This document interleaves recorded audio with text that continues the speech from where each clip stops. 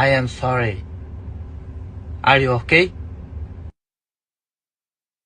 Every day I'm hustling, hustling, hustling, hustling, hustling, hustling, hustling, hustling, hustling, hustling, hustling. Every day I'm hustling, every day I'm hustling, every day I'm hustling, every day I'm hustling, every day I'm hustling, every day I'm hustling, every day I'm hustling. Hey, yo, live chat, power chat. Let me tell y'all something, man. The Matador. Olay, Olay, Olay. Mozzie want the beat so he could step on it. You a C-class rapper, he's an A-class rapper. We got Jerry back with another. All I can say, stay tuned. Fire emoji, glove emoji, cigarette. This a Bud vs. Spence performance. I couldn't ignore it. You push my buttons now, gotta cause torment. They know I'm slick like Wink, and I come at you like Foreman. Confident, but keep the underdog spirit like Norman. The fucking beat, man. When Jerry was screaming swing, swing, we was in the chat like what the hell this nigga thinking? Throw them quick jabs, you ain't got no time for blinking. Wanna go to war with his that squabble you been seeking? That uppercut fast in his sting, look how he leaking. Stumbling back to his corner drunk, what he been drinking? Lying like Charlo before the Deuce. I might have to hook on this old dude and get rid of his toupee. Border wars coming up next, I'm packing the suitcase. Vega wanted the scrap, but Big Bay wanted the 2K. This ain't nothing new, man. I'm still sending bangers to the community like kinda Ben vs. Chris Eubank. I think he mad cause I'm styling on him. My footwork like Willie Pep. You better watch your steps. Body bag and put your soul to rest. I hear contender. They gon' send the stretcher in for the lender. Hey, this release 20 seconds. His engineer can make it longer. What up, what up, what up, what up, what up? Welcome back, ladies and gentlemen, to a very late edition of the Boxing Voice Radio. Took some time to get here this morning, but we're here without a doubt. 7 days a week, twice a day. Thank God it is Thursday, or it's Friday. Lord have mercy. What is going on with my clock today? It is Friday, and I thought it was Friday, but then I looked at my studio clock and it said Thursday. The point is, we're here for another jam-packed episode. We're going to keep talking. We had a great all-nighter last night. If you missed last night's episode, you really need to go ahead and check that out. We had Bill Haney in the on the panel, and then we had Brian Norman Sr. in the live chat, and both essentially confirming the fight. So we're just sitting and waiting. Today, we're going to be talking about Derrick James and his interview with Ak and Barack, the Sweet Scientist, a.k.a. the Ring Champs podcast, where they sat down with Coach Derrick James, former trainer of Errol Spence Jr., and he kind of let us know how he felt about Errol Spence bringing his kids to the gym. And the internet believes that this was the reason the two broke up. The other half of the internet thinks that it was over cash. Obviously, Derrick James did put out a lawsuit on Errol Spence seeking, financial payment. He says he was owed money and deserved certain money for pay-per-view buys and things of that nature. So they fell out. This is his first interview in a long time where he's actually speaking on the situation. So you can check out Derrick James building Errol Spence to dramatic split. That's on Ring Champs with Ak and Barack. It dropped 1 day ago. We have a short expert on Instagram that we want to share with you because that's kind of where this show topic is coming from. Ak and Barack posted this on IG, and that's basically what the internet is running with. But if you watch the full episode, which we did, there's quotes, and Derrick definitely dives in to multiple things that took place. But this is what we're going to be talking about. The drama between Derrick James, split with Errol Spence Jr. We'll be doing that today. So if you guys want to call in, you can on X Spaces, or Discord is what we use to communicate around here. So once again, if you want to call in, just go ahead and join the X Spaces or the Discord and raise your hand or request to speak on either respective platform.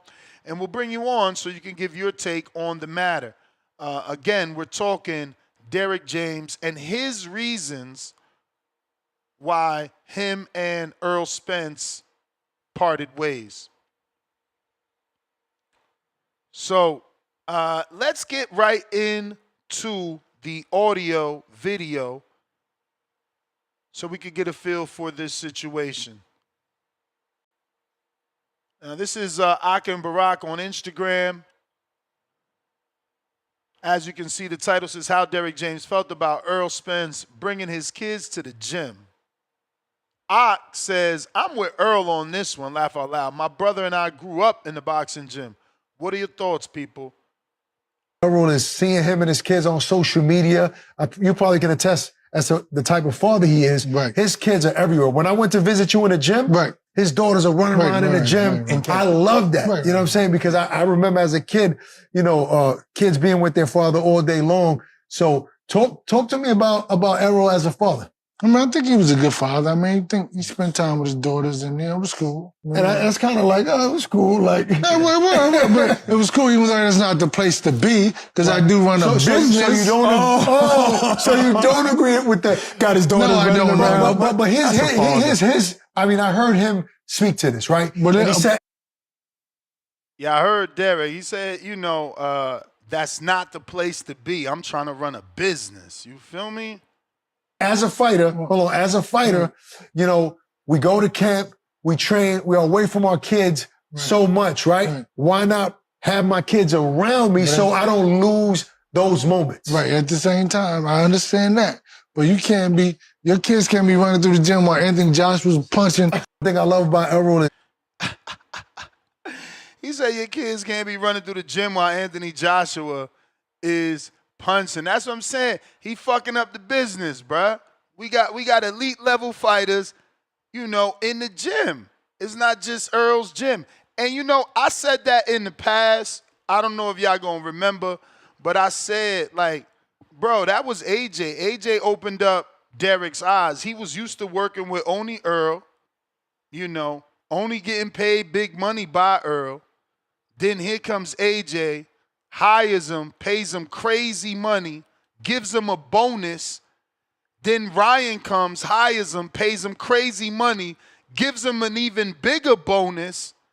Derrick's like, hold up, what the fuck is going on? I thought I ain't know shit was supposed to go down like this. Why they treating me like this now? So I just feel like it was one of those woke up and smelt the coffee situations. But hey, let's keep it moving. I think we're on the next slide now, right? seeing him and his kids on social media. You probably can attest as to the type of... They running in between. It's a business. So what have you said in the gym? Hey, Errol, get your daughter, man. I'm doing pads here. It's like... I don't know, man. Like, I'm on the side with Errol, but I do understand it's a business. No, it's like this. I'm cool with that too, right? Right. When you look back at a situation, you're like, yeah, it was kind of, but that's okay. Right. Yeah, it's not a big deal. You're talking about overall. You're not referring to Errol in this situation. No, not him. Got you. Not in particular. Not him. Just like in general. Cap season, not him. Meanwhile, he ain't deal with no other fighter with kids or they brought kids to the gym. Cap season. I'm at work, I don't play because it's real. You're talking to the wrong guy because he'll bring anybody, anywhere. Anybody. And that's cool. But to his point, it's not cool. They're not on camera with us. So I agree with you. It's not cool. Around. They running in between. It's a business. Hey, he ain't like that. He like, they running in between. Can you imagine doing pad work with Anthony Joshua? Pop, pop, pop, pop. And then a little rugrat just run underneath your legs and shit. That's crazy. I hear him, bro. I hear him. And I know there's going to be some haters that don't side because y'all not business owners. It's just that. You're just a fan. What have you said in the gym? Hey, Errol, get your daughter, man. I'm doing pads here. Man, it's like, You know, when your father's a well-known fighter, right? You see it from the outside, but they don't get a chance to see the work they put in. I think it's cool. The work they put in. So, like, at least his kids and his daughters and his son is getting bigger now. He sees, like, everything that we have. Right. This is what I have to do to create that. No, that's cool. I got that. That's cool. I mean, so it's not, but I'm just saying. I get your point. Yeah, if you in the gym by yourself, right. But I remember I got other fighters, right. The issue is that there's two different dynamics. Right. He's a fighter who's going to train there for a few. I'm telling you, Earl went from being the big dog to no longer the big dog in the gym. So the rules that he had, where it's like, it's just me and Derrick, this my gym with Derrick, it ain't like that no more. You know, I got other fighters. I got Frank. He a semi-lukewarm type of star. I got AJ. He's certainly a star. I had Ryan. He's certainly a star. You know, we can't have this commotion. You know, I understand him, bro. It's a business, man. 2 hours, and you're going to be there all day, working all day. So it's a different dynamic. It's cool that you bring your kids. You know, when your father's a well-known fighter, right? You see it from the outside, but they don't get a chance to see the work they put in. I think it's cool. The work they put in. So, like, at least his kids and his daughters and his son is getting bigger now. He sees, like, everything that we have. Right. This is what I have to do to create that. No, that's cool. I got that. That's cool. I mean, so it's not. But I'm just saying. I get your point. Yeah, if you in the gym by yourself, right. But I remember I got other fighters, right. The issue is that there's two. So that is the audio. The full interview could be found on YouTube. This is what we're talking about. If you're interested, you know what to do. Discord available. X Spaces also available. Did Spence kids really disrupt James's training philosophy, or is it the $5 million lawsuit the real reason that they split? Now, obviously, James doesn't say that he left Earl because of the kids, just like he doesn't say that he left Earl because of the money. But Derrick James does say in the full interview that he and Spence still text, and he isn't bitter, and Spence isn't bitter, quote unquote. I liked him. I cared about him. Is he downplaying this drama, though? Because he said, I liked him, past tense. I cared about him, past tense. Again, is he downplaying the drama, or is that legal battle for that $5 million festering away, making them still a little upset? Could it be the post-Crawford TKO? Obviously, Spence took a really bad loss. People call it a beating. It's kind of been something that doesn't stop getting talked about. Could this be a personal issue that strained the gym relationship and the gym vibes between him and Derrick James? What's the gym culture in your gym? How is it? Can you bring kids to your gym? Does your trainer or owner of the gym allow you to have kids? And I know it could be slightly different. Earl's a superstar fighter. He helped Derrick James build that gym. But what's the rules in your gym? Are kids allowed? Like, I know kids are allowed to participate and actually sign up for boxing, but are they allowed to just be running around doing whatever they want to do in the gym that you go to? Now, James claims that 2.1 and some change are owed to him, like $2 million and some change are owed to him for the Crawford fight, plus $2.89 million from past fights. Did Spence short him? Or is James overreaching on a handshake deal because there was no contract, you know? And the last time we talked about his lawsuit, it sounded like he wanted pay-per-view back-end money. So he's looking for, almost $5 million. Is he overreaching, knowing he just had a handshake deal with no paperwork? And obviously, what's next for Spence, man? Is he retired? Is he coming back? I felt like I almost had him out the bed with that Devin Haney 150-pound catchweight. We finally got a tweet out of Earl. He owed me an interview, man. I almost got him a payday. That's the biggest fight on the table for Errol Spence. 150-pound catchweight with Devin the Dream Haney. We could go to Dallas. So no biggie for Haney. Earl's feet stuck in the mud. He too flat-footed, been on the farm too long. Haney outboxes him, dances circles around him. Come on out of retirement, Earl. We need your scout. It'll be looking good for an undisputed champ to do what the two-time undisputed champ did right behind you. You feel me? Come on out of retirement. Devin Haney's awaiting. Phone lines are open. Oh, it's my boy, Mike Gross, the boss. What it do? On my, Little Rock, Arkansas, on my Little Rock, Arkansas, people stand up. It's the boss. You got to unmute, Mike.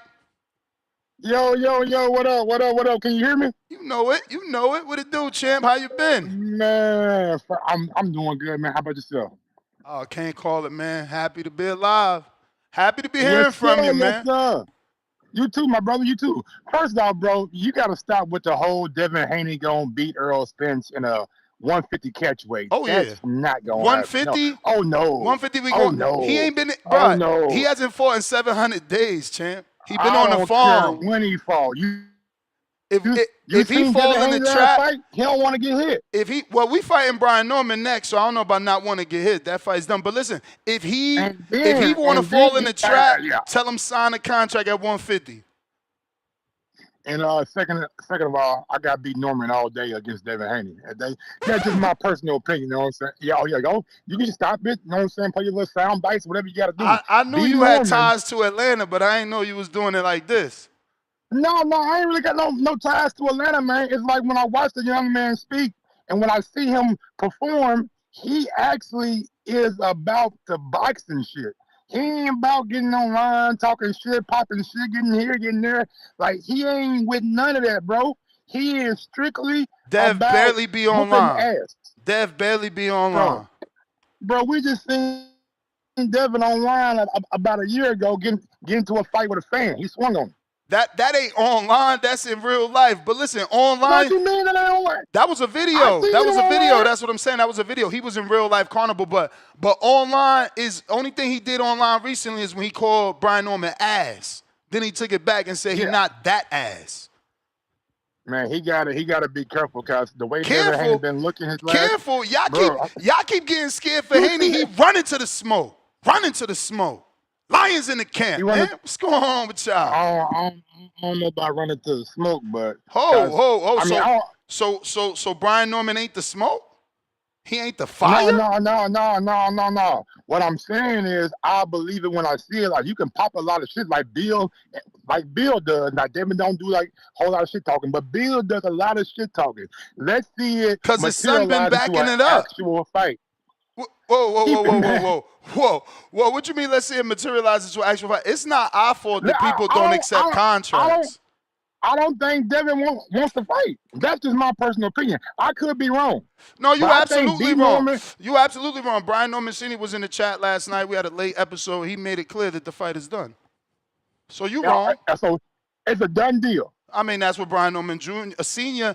and Bill Haney said late last night. So, I mean, you're wrong. Brian said he's ready, and Bill obviously ain't scared because he's taking his son to the fight. Let me know when a promoter says it's ready. How about that? Oh, you mean Turkey? Because that's who Devin fight for.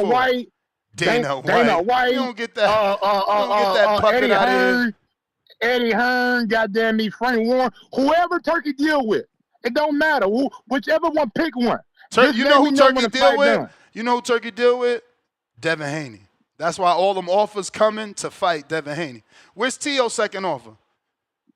I'll wait. Oh no, I ain't like that about T.O. I ain't like that because I thought T.O. out of everybody on that card that Devin and Ryan and T.O. was on, T.O. damn near looked the best. You could fight the best. You could fight the best on that card, but do you got the biggest heart? Is you gonna sign a contract? Who did it first? We seen T.O. Is you gonna sign a contract? Nah, he not. He not. $11.5 million. Hey, Mike, me and you was doing this for so long. $11.5 million? Crazy. That's crazy to turn down. That's crazy to turn down. Tell me about it. And that kind of made me look at T.O. kind of side out, like what we doing. Like at first you was complaining about Top Green wasn't paying you enough. Now you get an offer for $11.5 million and you don't take it. So what is it? Are you not getting paid enough, or do you not want to fight? Like that's my big thing with T.O. But I digress. On to this Errol Spence shit, man. Damn, bud, done broke up a happy home, bro. Damn, what's going on? I know. Derrick probably mad that Errol didn't honor the agreement that they had. Ayo, like you really about to just not talk about Crawford? Is he dying or is he winning? What you mean? What you mean? What I mean? What you mean? What you mean? Bro, you can't be serious. He no fight elite fighter. He no fight elite fighter. Bro, Victor Postal? 40-year-old sparring partner was beating on him, is what Canelo said. He could have simply said, "Who did Bivol beat before he beat you?" I know.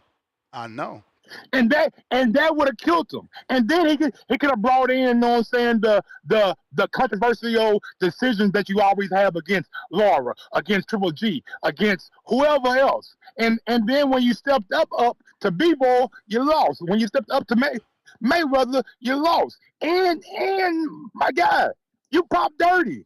Bud could have killed him on that interview. If he needs some help, call me. My team will out with all the shit talking you need, bro, because we do this shit. But anyway, man, Bud gonna beat that boy ass. I'm telling you right now. It probably won't be a stoppage, but he will hurt Canelo. You heard it here first, man. Hurt. I don't think hurt don't mean win. Are you saying he's going to win the fight? Absolutely. Hey, what Floyd say? Absolutely, he gonna win that fight, bro. And I'm trying my damnedest to be in Vegas. Are you going? What y'all doing? Yeah. Y'all doing like you know a we show? Doing something. You know we got. I'm already checking venues out. I'm talking to an owner already. Say less. But yeah, man. Let me get to this Errol shit right quick, man. Bro, I'm honestly kind of sad that we ain't seen Errol fight in over 2.5 years, you know what I'm saying? Because I was a fan of Errol Spence. It's just all the Errol Spence fans that made me take the side that I had to take because they was killing Bud.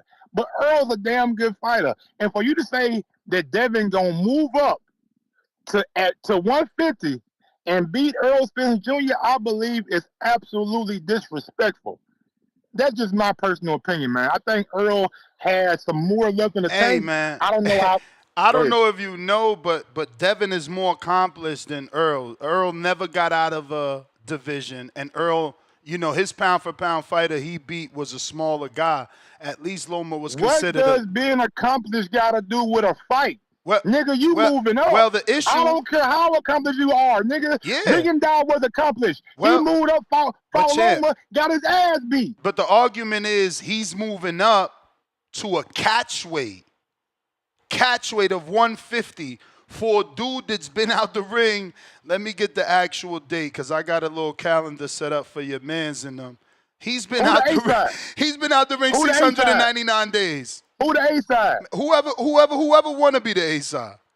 Whoever want to be the A-side, because guess what? It's a turkey fight. Devin is signed to Turkey, so we don't do A-side, B-side. We just do how much you need to fight Devin Haney. Are you afraid or not? That's all we do over here. Absolutely. And I like Turkey for that, you know what I'm saying? Take it for like, hey, your deal is your deal. Your deal is your deal. Y'all don't need to know shit about whoever else in the mix, you know what I'm saying? I got you. So I like that from Turkey. But, yeah, man, I think your poll, I really think that it's over money. I don't think Derrick James, like, people have kids in the gym all the time, bro. We see Wilder. You heard that, man. He said gym. He couldn't even do pad work with AJ without little Rugrats running through. He was making that That nigga said, man, when AJ punching the kid right Hey, bro, what are we talking about, man? How they going under what? AJ legs, man? Nah, Earl got to get his shit together. That's his fault. Nah, but like you said, Derrick James' eyes started open when he started getting that payday from Ryan Garcia, when he got a payday from Anthony Joshua. And Plus it's looking bonuses. They like, gave bro, him, they gave him bonuses. That's really what opened and you his got to eyes. and you got to think too. He got a payday from Jamal Charlo when he fought Canelo. Like, bro, I'm not about to have my gym open to you and your family, and I don't know when you gonna fight again. Got I me don't know when you babysitting. gonna, yeah, like, bro, like what is we doing? I don't know when your next fight. I don't know when my next check from you coming in, or none of that shit. So I kind of get what he's saying, but at the end of the day, man, like that's how fighters are made. Like kids see their parents in the gym and they take after it. You know what I'm saying? Like you may be stunning the growth of a next world champion that you don't want in your gym because they're kids. Like you can't have that mindset, in my opinion. Like, yeah, should they have a space where they should be at and not in the way? Absolutely. But to say that the kids can't be in the gym, period, I think that's going a little bit too far, man. Hey, man, And but you got to understand. Hold on, champ. right? Hold on. This ain't no Boys and Girls Club, bro. This Derrick James, bro. Like, this ain't no rec center. This ain't no rinky. Like, we are a world-class champion. Not only that, we are a trainer of the year with a WBC green belt. Plus, we had a 3-belt unified champion in Earl, plus AJ, plus Ryan. Like, this ain't no rec center where anybody could just pull up. It's a private gym. Let's make that clear. This isn't a public gym. But my nigga, I built this shit up with you, nigga, brick by brick. No, like no. Franklin said on goddamn Snowfall. No. Remember, Derrick left. That gym where you see Frank and Errol now with all the black, that's new. That's off his proceeds. He built that gym. He made that gym. Maybe Earl helped him with the first one, but this his money that he spent on his gym. That's why it's his gym and Earl not there. That gym you see Ryan and AJ, that all the black, that's a new gym. You breaking up, Mike. I'm saying. You back. That's what No, you're not. I'm saying. That's what I'm saying. You breaking up bad, champ. I guess you're driving. Like. You back? Yo. All right. Well, it was fun while it lasted, man. We miss Mike around these parts. I ain't even finished, man. I was gonna ask him, is he picking my man's in Ricardo Brown? I'm giving y'all free betting advice, man. We riding with Ricardo Brown.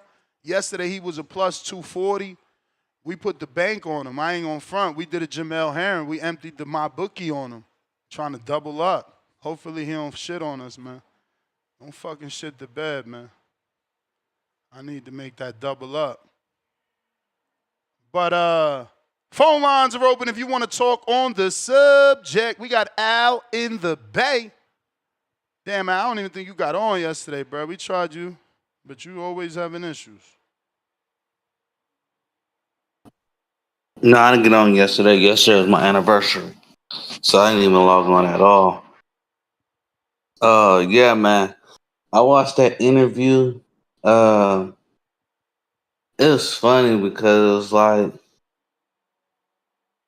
he wasn't trying to say it was about the paper, but you kind of knew it was about the paper the way he was acting, because he was like, he can't talk about it. He can't talk about it. But it was like, it ain't about the paper. You feel me? Maybe it's just about the principle of the paper. You feel me? So, yeah, man.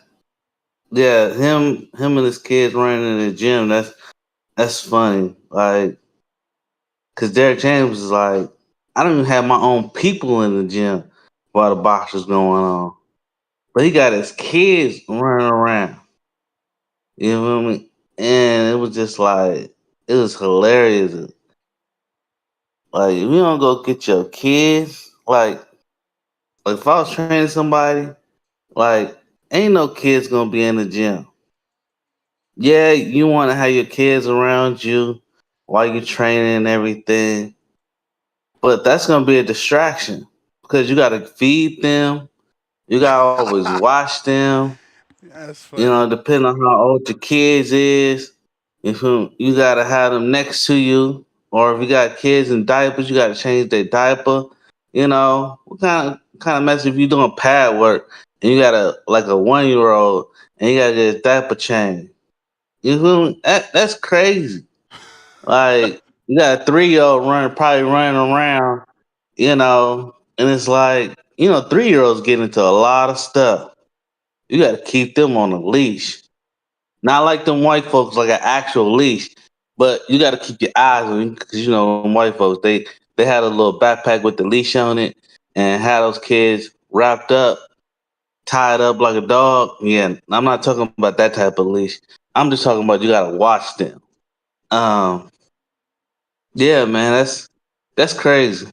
You know. Um, yeah, man. I hope Earl, get back in the gym. But he never discounted Earl and him getting back together. You feel me? He never like said, "Oh, he's never welcome back in my gym." He kind of brushed it off like it's a it's a small possibility, but I don't think that's gonna happen. Type of answer that he gave him. You know, um, but it seemed like he been down with him since his day one. That was like you know, he had him like all the way back to amateur when he was a kid. So they damn near family.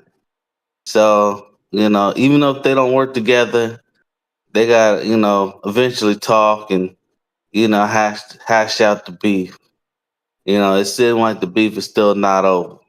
That's my call. All right, all right. Damn, bro. 2 weeks away. Shadeja Green, Savannah Marshall. It's gonna be spooky. Spooky. Hopefully we can knock her ass out, man, because I think she knows that I'm going against her. She stopped hitting my responding to my WhatsApp, bro. We were so cool. You see what I be saying?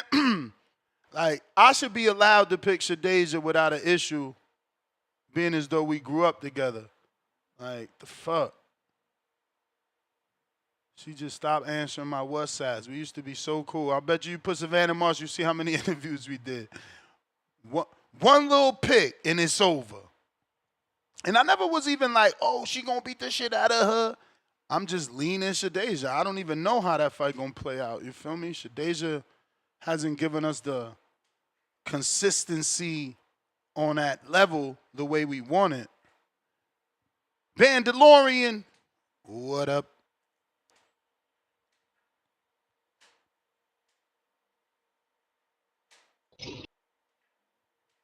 Oh, okay. I'm clear now. You clear?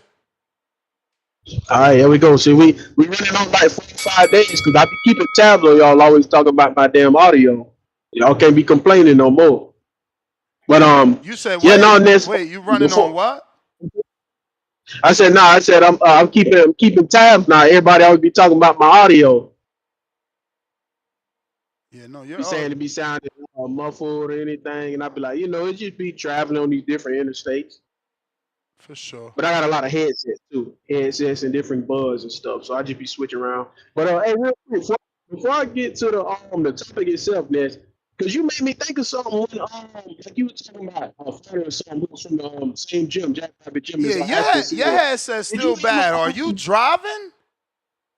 Yeah, that's why I was gonna Oh. say be cutting in and out a lot just because of the interstate. But that's why I'm be asking you. Gotta let me know if I'm clear enough. Nah, you good, but we could tell it's a headset. It gets muffly. Okay. Try Yeah, and that's why talk I asked though. directly into the mic. Okay, let me know. This sound better? I'm hitting the mic itself. That sound clear? Well, if you hitting it, it ain't connected then. Do it sound like No, you Do it clear sound like though. I'm far close? No, you clear. You clear. Okay, my bad. Now I was saying, yesterday, yeah, 'cause I know you talked to him, and Yeah, did you manage to ask, or I mean, manage to talk to either Ashton Silver or even his dad or anything? Because when we saw that card, I literally thought, yes, how the Champ, hell you did Ashton Silver not get on it's that like card? it's like the more you try to talk, the more muffled you get. But I think you said, did I talk to Ashton Silver's dad? Yeah, like to see how he not on this Anaheim card. I didn't ask. What is it, Dr. Slav? Yeah, I'm just, because I'm literally experienced. I know he was hurt though, but that's why I asked. But I'm like, he literally from out there. So like, how the hell did Jake not get him on this card, or how did he not, ask to get on the card? Again, Just, I was I've curious said of it. that. I've said it in the past. I don't think Slav is with him. I was told that they were not with him. It was just one of those, deals where they work together and they get that love from Jake, but they still allowed to do what they want. That could have changed, but that's what I Okay, heard. see, I didn't know that. Yeah, I remember when he did the interview and you was talking to him about it too. So yeah, I just wanted to kind of touch on that. But okay, now to the topic though. See, Ness, now I'm with you though. Like I get with what Mike was saying, I get what Alan the Babe was saying and all that, but I'm with you though because even like when you be telling one bro he be like let him cook or whatever, and like when you last had told him you was like what you want from me, this a business. It's like man, it is what it is. You just kind of gotta respect how people operate their businesses. I'm in agreement with you. I don't have no business, but you just gotta appreciate it. And even I was even thinking like all the other trainers too, like Bomac, B&B, they allow bud kids, but still when they get to work, same thing. The kids ain't in the gym because, like you said, this ain't a rec center or boys and girls club. Like it's time to work, it's time to work. So I'm like, yeah, I don't necessarily see no issue with it. I hadn't even Work watched that time? interview yet. So when I seen the title, I said, damn. What'd you say, Ness? Nah, I was just doing the Bomac work time. Oh yeah. See, that's what I'm saying though. So yeah, when I seen that, like you posted everything, I'm like, yeah, people can't trip on it because you just gotta respect people rules and stuff like that. And then like you said, I'm over here thinking, I'm like, you ain't lying, Mel he fought on Canelo, so he got that payday. Then him and Errol, they had that discrepancy with him just giving him that set amount, but not a little more. He got that bonus from AJ, bonus from Ryan, that extra payday from Frank Martin. Then I'm like, He who training. knows how much He he finna training with get from Alicia? Alicia. Exactly. Like, when you just finna say that, you know he finna get a run that's cut off of that. I said, man, so I'm like, you're right though. It's like things change. You just gotta He just respect realized the his rules, worth, man. He realized his worth. He didn't know he was Exactly. he didn't know he was worth that much because he came up with Earl. But like, I ain't that dude no more. I'm Derrick James now. I'm world renowned. I'm trainer of the year.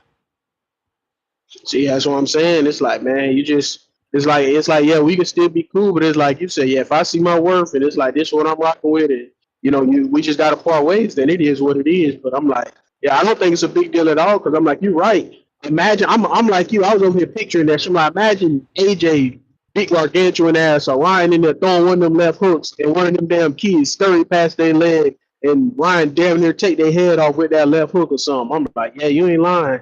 That shit is dangerous. So Hell yeah. I ain't a big deal at all. But that's all. That's all I essentially got. I really want to know that about the Ashton Seal, but you saying I that cleared it text up him. for me I because text I his literally was dad. like, hi. I text his dad I for won't you, but remember that. it's early on the West. Remember you was talking. I remember you was talking to Benitez and he was gonna go to that car. And I remember literally the day before the car or something, Ashton Silver got injured. So I'm like, he ain't no way he can still injured unless he literally tore something. So that's why I'm like, wait, how did he not get put on that car? But that's all though. That's all I got. Appreciate you, Ness. I'll holler at you, man. All right, champ, just go back and listen so you can switch up the headset seat because this one ain't the best. And they got you as rookie of the year. You got to get them calls a little better so you get the credit that you deserve for your calls because it's super muffled. I don't know what it is. It doesn't sound like internet connection either. It sounds more like muffled, like, I don't know, maybe a scarf over top of the mic or it's not pointing in the direction of your mouth. I have no clue. But if you're watching this on X Live streaming video, I need you to hit that retweet, repost. Let me tell you, yesterday we almost had 2,000 people on X Live streaming video alone, and another 1,000 here on YouTube. And we had, I think, our most watched Twitch stream yesterday, too. So, numbers, man, numbers is power, and they're obsessive. So I need you to hit that retweet, repost. I need you to smash that thumbs up. I mean, look, on YouTube right now, we got over 700 people and only 173 thumbs up. It's just like, y'all disrespectful, man. It's crazy. I do my part. I'm here every day. I'm trying to get the best interviews I can. I'm just asking for that thumbs up. I'm just asking for them retweets, them reposts, man. Share my shit. Share my shit, man. Help me grow so that we can get more callers on the show, more viewers. Viewers turn to listeners. Listeners turn into potential callers. Callers might even become Border Wars fighters. Mike, you don't have your hand raised. I don't know if you're trying to get back. Malcolm, what up? Hey, how's the audio? Is it good? Yours is clear, man. But them Kenichis? Yeah, man.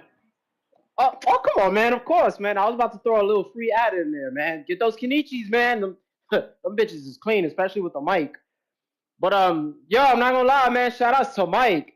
He popped up out of nowhere, man, and I kind of wish you had the camera on you because I'm like, I know this motherfucker Ness is cheesing like a motherfucker, arguing, going back and forth, man. It's my boy, Legendary man. Debates, bro. Yeah. I wasn't really tuned into the show. I wasn't really tapped in when he was there, but I caught a couple of old debates, man, and those shits was clean, bro. Now, so on to the topic, man, with Derrick James. This whole thing about the kids, look, to me, this is kind of similar to, like, you ever seen in a relationship, like, once the relationship is over, all of a sudden, the chick want to bring up problems that was dirty laundry. Problems. She start talking about, his stuff is too small and all this shit. All of a sudden, this whole kid thing is coming up and them being in the way. Like, we already know this is because of the whole lawsuit. They got this whole issue going on. And if I'm right, when you have these whole legal battles, you're not supposed to speak too much on it. So I feel like Derrick James is really just saying something else. You know what I'm saying? He's just bringing something else up to try to just hide it or just shadow it because, you got ongoing issues you really can't speak on, Now, about having kids running around in the gym, and you see, the gym I used to train in New York, I used to be in Morris, but before that, John's boxing gym? Nah. All right, so yeah, that used to be on St. Anne's. They used to have it on 149th, and then they actually moved it again. So they kind of moved them all over the place. But it was like about 3rd Ave and 149th. So I used to train in there, and low-key, they were strict. They were kind of strict with the whole kid shit. You weren't really supposed to have kids just running around all over. It probably got a little worse in the afternoons, but I used to just be there in mornings.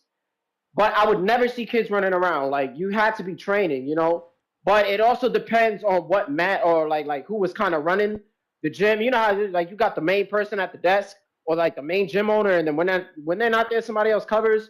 You feel me? But for the most part, they wasn't with all that fucking horse playing because somebody could get hurt. You got niggas jumping rope.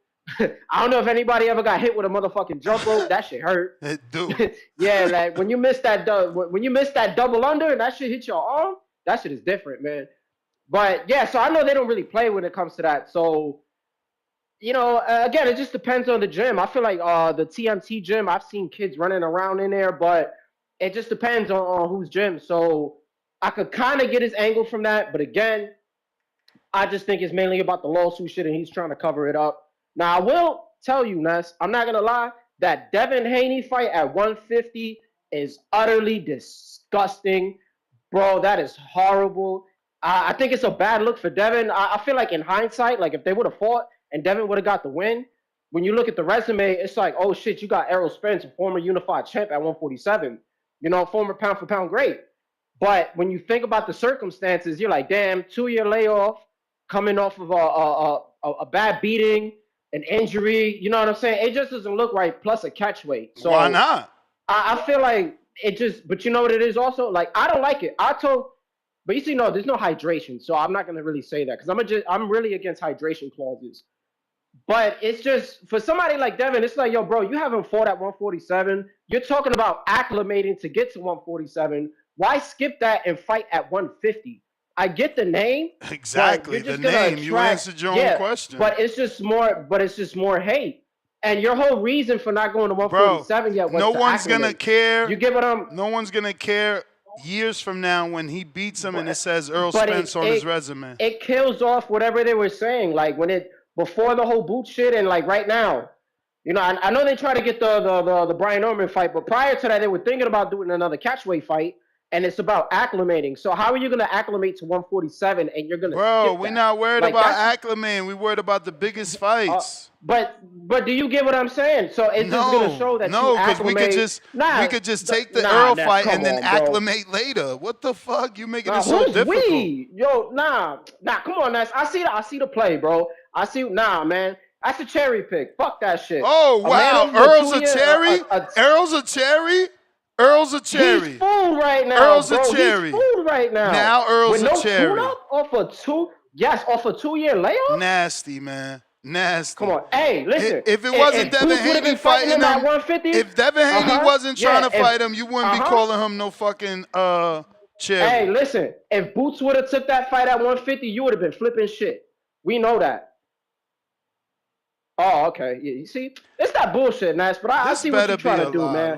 Hey, shout outs TBV. Shout outs to Haney Voice. We don't need that fight. That's just a cherry pick, bro. But I'm gonna keep tuning in, man. And when I get on YouTube, I'll hit that like. I already got the repost for you on Twitter. Got you, bro. You the man, bro. This is nasty, yo. Bet365 is reporting that the total purse for Daniel Dubois. I can't, man. I can't. Why? Who Turkey got around him, man? Why?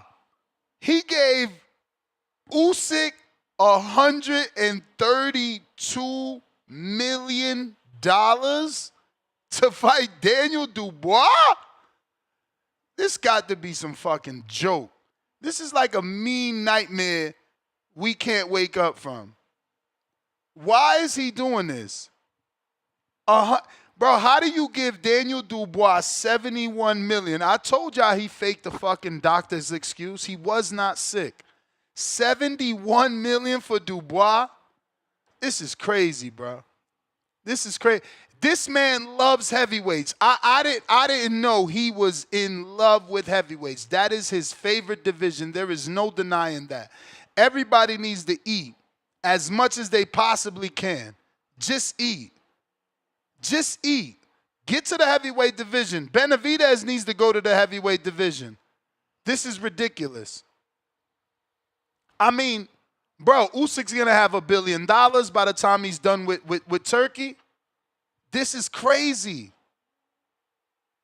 This is crazy. $132 million to fight a dude you already beat. Bro, give us the David Benavidez fucking fight, bro. This is crazy. This is unfair. I'm just being real. This is ridiculously unfair. You giving these dudes that nobody cares about. Statistically, none of Usyk's fights did good globally. Why are you wasting this money? Why? Why are you wasting? Like, show me the numbers that Usyk is doing that he keeps meriting over $100 million per fight, bro. Nobody's even tuning in, bro. Why? Why are we doing that? It's crazy, man. Wild. Demo, what up? What up with it? My man said Wembley Stadium. Bro, do you want me to get you? I'm going to give you the purse of fucking Conor Ben and that other kid so you can see, bro, your Wembley Stadium don't sell out. It don't fucking matter that you got 90,000 people there if you ain't fucking making millions of dollars, bro. Cut the shit. Go ahead, Turkey just throwing bread, man. He just throwing bread. Hey, we need some of that over here, Turkey, man. Send that shit over here. We got a couple niggas that'll just fight anybody. I ain't gonna lie. But shit, I'm tapping in a little bit late, so I'm kind of catching what's being said. But I started to watch that shit last night. I think I fell asleep on it. But what I'm getting of this whole thing, I feel like this shit kind of disgusting, bro. The way I feel about it, the business is a business. I respect the business part. We get that. We want to see the safety of the kids as well, so we don't want to see nobody, like Malcolm said, getting hit with a jump rope or something, because that shit is some of the worst shit in the gym. But, like, That At the should leave same a time, whelp on your skin. yeah, yeah, and at the same time, it's just like you came up with this guy. Like we all know this. You came up with him since he was whatever, and you were sitting with his dad at a No, fight. he And had since him then, as he an been your amateur. Remember, he okay. had So him yeah, as an amateur. that's what makes it even worse for me. It's like, okay, you see how many trainers we've had on here that come on here, they be butt hurt. Excuse my language, because I was finna say the other word, but they be butt hurt because fighter get to a certain level and then fighter leaves them because they want a better trainer or a better manager or better whatever this is because they realize they worth. Okay, so everybody that's saying respect the business, keep that same energy when the trainers come on here and be hurt about it. Because if Earl is in that gym with his kids, I'm pretty sure Derrick told him one point or another. If it was really bothering him, he's probably like, hey, Earl, look, I know you my boy or we family, whatever, but your kid's in the way. Now, if Earl would have been like, you know what, Derrick, I respect your gym, I'm going to go ahead and leave, then everybody would have been talking about Earl a whole ass nigga for that. You know what I'm saying? But really, this is the equivalent to that. Because if this was the reason, which I don't think it is, obviously everybody knows behind the money, but if this would have really been a reason, that shit is sour. Because if he would have left you behind it, everybody would have said, he old. So we're not going to act like this shit is just respect the business. Nah, because when a fighter leaves their trainer or be their manager, we don't keep that same energy. We be all for we feel bad for the manager and shit. Nah, it should be the same exact way around. Now, if you told Earl and he just on some fuck your business shit, that's different. But like if y'all was really family, I know that wasn't the case. Like Malcolm said, that's some dirty laundry shit. Like we know you can't speak on the actual case because it's open. So you throwing salt on a nigga name, trying to put him in a bad light because you done already moved on, and you know everybody else doing their thing. You got all these other fighters, so you feeling good about the situation. So now you throwing salt on his name. Like let that shit go. And you saying whether it's a possibility, but it might not happen. Yeah, because you already know. Once you speak on a man like that, a man is still a man. Once you said that, even if Earl was thinking about going back to you, now he like, oh, if this really how you feel, then why the fuck would I go back to him if that's really how you feel? You know what I'm saying? So you already know as a man, you damaging that relationship saying that shit in the first place. Should have left that shit out the media. And you fucking up a moment where Aknem trying to say, we love to see the kids around. We love to see, fathers with their kids because that's how I used to. You fuck up a whole moment like, yeah, but come on, bro. We could have left that shit out of it. That's just how I feel about this shit. You know what I'm saying? Because if I go to the gym and you came up with me, let's not forget, I'm pretty sure at some point Earl is paying them bills, paying more than the 150, 100, whatever your regular gym cost is. I guarantee you he's paying more than that. So that's part of it that come with it. And if you can't respect that or he can't respect that, then y'all part ways. But don't come out after he ain't paid you to say that. You know what I'm saying? Because I'm pretty sure there's plenty of other people that have had their kid in the gym one time or another. I'm pretty sure. We ain't gonna just act like bro the only nigga in there just bringing his kid and his kid in the way his kids is running. Come on, bro. If that's the case, What other just say fighter that, you think got kids though? Because Alicia ain't got none. AJ ain't bringing his kid all the way from the UK. He was locked in. So who else got kids in the gym, bro? I mean, they may not be regulars, but we know he brings sparring partners and shit up there. Oh, hell no. You telling me you about to let a sparring partner who ain't even a regular just bring his kid? Man, get that. Man, hell no. I don't believe that. That's why I say it's not that they gonna be there on the regular, but I'm pretty sure there's been at least one time. You telling me there's been no other person you think that could have brought their kid in there that could have been a distraction at one point or another? I don't know, man. I'm just saying. I feel like I seen some pictures of Frank Martin having a newborn, so that he ain't got no kids in the gym, and we know Miss Bumgarner ain't got no kids. I don't know. I'm not saying you wrong. I just don't know that you 100% right. Just for your regular people in a regular gym, like you said, this is a private gym, so I don't know who would actually be coming in there besides sparring partners and his actual trained fighters. But if like I said, if that's the issue, then tell me that when it happened. I mean, you don't know that he didn't. That's what I'm saying. So if he did, and Earl said, fuck your business, then that's different. But it's just like you waited until after you didn't get paid to say that. I mean, he ain't wait. That's just like a girl wait until he ain't wait. Like, the video is literally breaking the silence. Like, we ain't heard from Derrick in forever.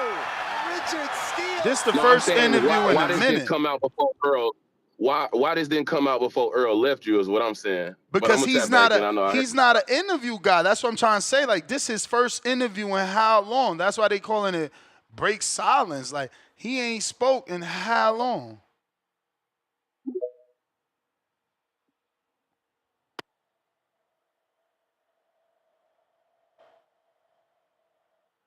Gotta unmute Mike. Yo. Can you hear me now? Yes, sir. So man, why the fuck we acting like this shit like Earl just started like bringing his kids last week? The nigga been bringing his kids to the gym since back in the day. So you telling me that all of a sudden now it's a problem? Why are we acting like we don't know what the real problem is? He didn't get the money that he wanted. Period. It's all about money. Everything else is collateral damage, man. That's it, bro. Derrick James felt like Earl did not give him the proper payday against Terrence Crawford. And ever since he filed that lawsuit against Errol Spence, there was going to be friction.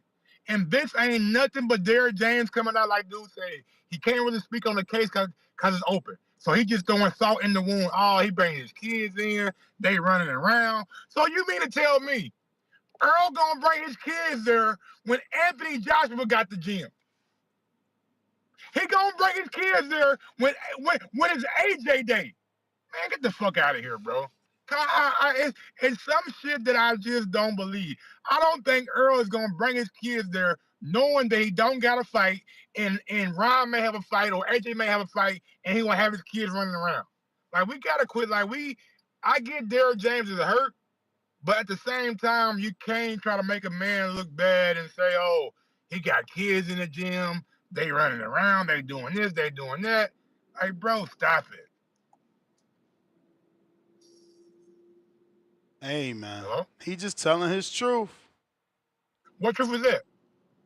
That he was doing pad work with an elite level fighter that does give bonuses, knows how to tip, ain't acting like he only was brought up in America, you know. And when I'm doing pad work, I got little rugrats going in between his legs about to get crushed. So why don't you just tell like the real truth, man? Look, y'all. I felt I didn't get what I deserved. Whoa! That's you. That's your real truth. That's what you think his real truth is. I'm just projecting. That's all I'm doing. I'm not saying it's true or what. But my feelings are, he is hurt by not getting that money, and now everything else gonna fall by the wayside. That's how I really feel. Well, let's bring some real life facts into this. I mean, I would be hurt too. I would be hurt too when I see the opposite rival trainer did get $2 million and posted it on Instagram in all $100 bills. Yeah, it made me feel. Do you see what he did to me? It made me feel like I've been with you since the amateurs for nothing. Come on, man. You made 20. Crawford is reported it because I had to do some research the other day. He was reported to make $25 million. That means Earl made more than that. Crawford made 25 and gave up 2. You telling me Earl couldn't give nothing to poor Derrick? Poor Derrick. My nigga, you want to raise? You want to raise? You made more than 25 million. You made more than 25 million. I can't get a little something. I can't wet my beat. I got kids too. I got bills too. I want a car. So you mean to tell me you want to raise after you train me for that ass whooping? Man, get the fuck out of here. No, I don't want no raise, but I'm part of that motherfucking pay-per-view buy. I'm Derrick James, green belt. What? Nigga, no, you not. What? Hey yo, how would the line have swayed if me and you would have parted ways before the fight? Yeah. You see how the cat got his tongue now? Don't do that, bro. Derrick, anytime a fighter goes to a world-class trainer, the whole perspective changed. So you want pay-per-view back in. Bro, you got to be the Ness, you can't be like Hey agreeing man, with this shit, bro. hey man. Ness, Didn't Bomac you get some of no that no no pay no per no. view? Ness, do you agree that Derrick James should get back in money? No, I agree that Derrick James Okay, deserves a bonus okay. just like Bomac got. Nigga, you not getting the bonus after I got my ass whooped, bro. Bro, What are you talking about? maybe if them kids went around running around the gym, you wouldn't have got your ass whooped. You out here playing Ring Around the Rosie with them kids. We trying to do bad work. Man, look, bro. At the end of the day, at the end of the day, man, this relationship, partnership, boxing trainer shit, it's done. They're not gonna work together again. And we see it all the time. When a fighter lose, he started change training. But we just seen Wilder and Malik Scott parted ways. And I was sitting back thinking to myself the other day. That's crazy though, cause how you gonna part ways with Malik, but keep Don? He gonna keep Don House Malik assistant. Hey, yo, this dude crazy. Man, I'm over here thinking like, this nigga really fired Mark Breland to hire Malik Scott. To fire him to hire Don House. And that's, bro, and then, but they got my boy fighting in Kansas, Ness. They got him fighting in Wichita, Kansas. Like, bro, ain't nobody coming to that shit, dog. At least you could have put it in Alabama when you got local support. Or in Atlanta when you got local support. You put it in Wichita, Kansas, ain't no niggas gonna show up for that motherfucking fight, bro. And y'all know I love Wilder. He's my guy. But man, some of the moves he done made over, like, I never liked Malik Scott, and I'm on record saying that. I never thought that you should hire a nigga that you beat to train you. What can he teach you, my nigga? You already beat his ass. What can he teach you? And we seen the proof was in the pudding. He got let go because apparently he wasn't.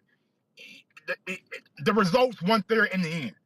So when a fighter loses, and you can go down, and maybe Canelo's the only guy that may be exempt from this because he lost twice to Mayweather and Bivol, and he stuck it out with his training. Like that shows the mettle of a true fighter who's not looking for somebody to blame or looking for some excuse why he lost. So that's why I give Canelo some of the respect that I give him. But at the end of the day, man, this partnership is done with, bro. Like they to me, they won't work together again. And then, nigga, you kind of low key, you kind of insinuating I'm not a good parent. My kid's just running around, goddamn me buck wild in the gym, running through AJ legs while he punching and shit. Like, come on, bro. Like, something like you insinuating that I ain't got control over my family or my kids, and I don't really like that shit either, bro. So I think some stuff Derrick James should have just kept to itself. Let the legal process play out. If you deserve more money, then you will get more money. But if you don't, then you ain't have a contract in place, so ain't nothing to be mad about. But that's my call, Ness, man. Stay blessed, bro. All right, bro. You too, man. Anytime you available, man, jump on with us, champ. We miss you around here. Salute Mike Gross, the boss. If you're trying to call in, the phone line's open. We got Timboski. Yo. What up? Can you hear me? Perfect. Hold on, Ness. Salute to you, Nestor, and everyone else in the community. Hope everyone's having a beautiful day. We've got some interesting bouts coming up. I want to divert quickly off the Errol Spence and Derrick James topic quickly. Ness, man, what's this hatred that you've put towards Wembley Stadium? What do you mean? Oh, it don't sell out. It does sell out, sir. I didn't say it don't sell out. I said two big fighters like that, and we don't ever talk about gate revenue, which I looked up. I looked up the gate revenue, and guess what? It's a secret. You tell us why a fight that's sold out. Okay, since it's a secret, No. But this is the thing. A fight that allegedly did so well, and Turkey's tweeting about impressions, there's no gate revenue. But Tank sells out in Yeah, Brooklyn versus Rolly, and he breaks a record. Tank fights versus Ryan, and he's top 5 gates of it's too big. It's all too big. It's too time. big. Hey, yo, it's easier to count gate revenues when you're only doing 15,000 in attendance. You know what I'm saying? When it's gate revenues and Oh, 90 plus so they thousand still people are going through the counting? gates, it's a bit harder. You know what I'm saying? A Are bit they more calculations, a bit no, more maths. for You sure. get? Are they still counting? Because we just want to know. Hey man, Ness. All you need to know is that we've been doing 80 to 100, almost 100,000 for almost 10 years. Well, Over 10 years. I got a rough Groves. estimate. Hold on, Ness. Groves, Froch 2, Klitschko, Joshua 90K, Joshua Povetkin 80 plus K, Fury White 94,000, Yeah. Joshua No. Dubois I got almost all that. 100,000. I got all that. Listen, and since Turkey and the gang were afraid to tell us how much the fight did, AI is able to give us a rough estimate based on other stadium fights being sold out in the UK based around that 67,000 capacity number.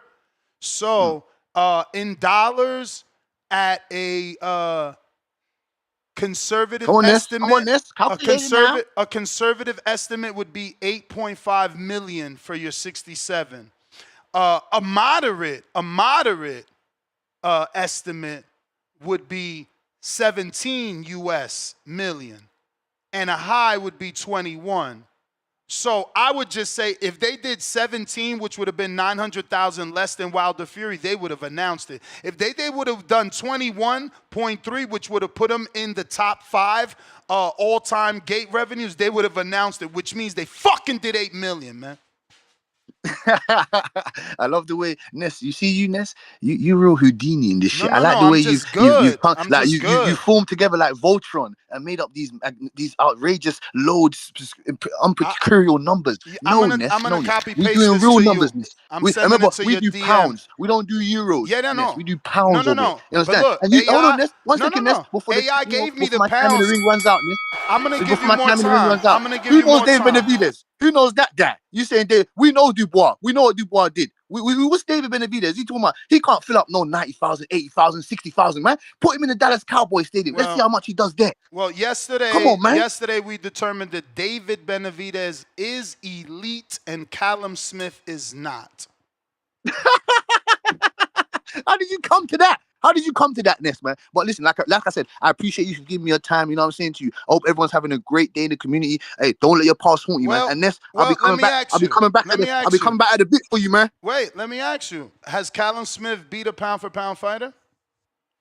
No, he has not beaten a pound-for-pound fighter. He's been in there with multiple. Has he ever unified? Has he ever unified? No, he has not, sir. But he's been in there. Okay. Hold on, let me ask you this: Is he a multiple? Is he a multiple? Has Dave Benavidez been in there with multiple pound for pound? No. I'm trying to teach you why he's not elite. Has he ever unified? No, he has not, sir. Has he ever been a multiple division champ? No, he has not, sir. Okay, so just know that his one win over George Groves is beneath the level of Kambosos' win over Tio. This is all fact. I can send you the copy paste if you need this factual information.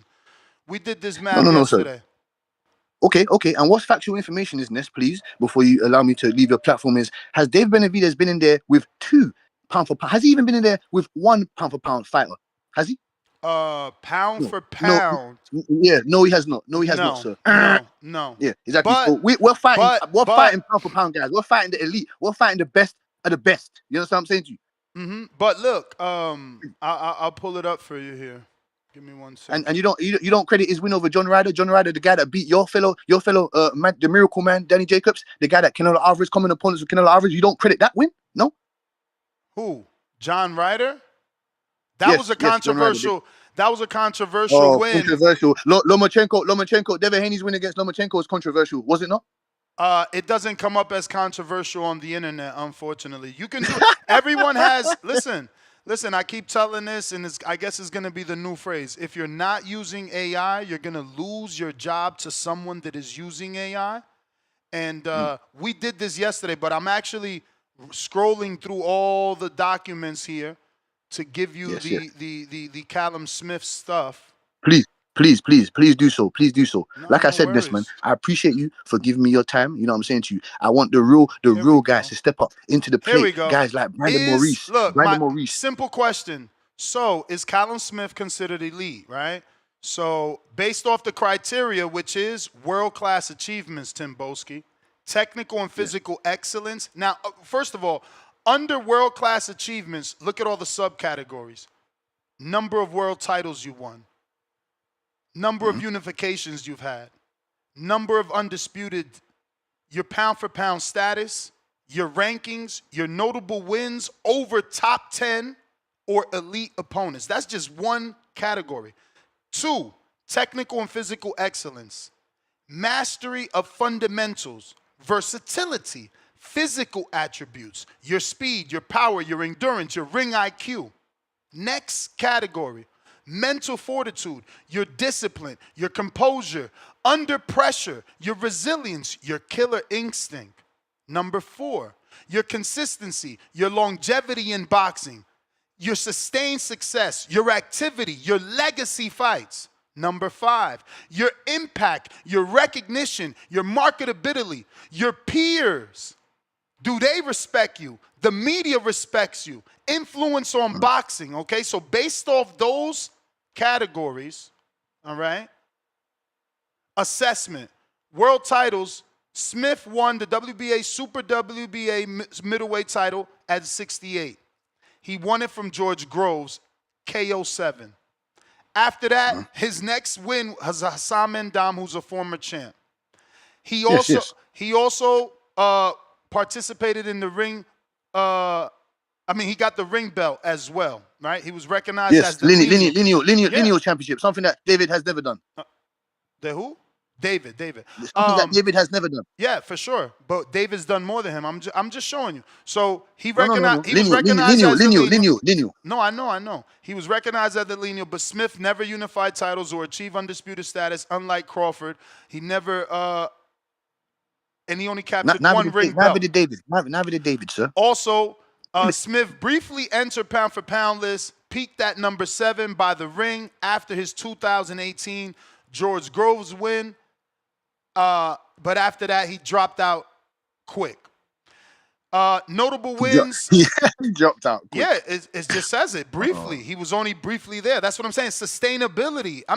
Look, you want to argue with facts, it's okay. No, you're giving me, listen, you don't hear me arguing the factness. I'm not deluded. You don't hear me arguing the facts. Go ahead. Notable wins are George Groves, which they have listed as his biggest win. Second biggest, Hassam Endam, who Peter Quillen knocked down 6 times. John Ryder, and look at what it says. Ryder was a top 10 contender, but the decision was controversial with close scorecards, 116, 112, 117, 111 per boxing scene. Lenny Castillo, you laugh at Nassam. You laugh at that guy, but he's already beat your boy Curtis Stevens. He already punched on Morata, but before Triple G got to him for the belt, he beat Martin Murray.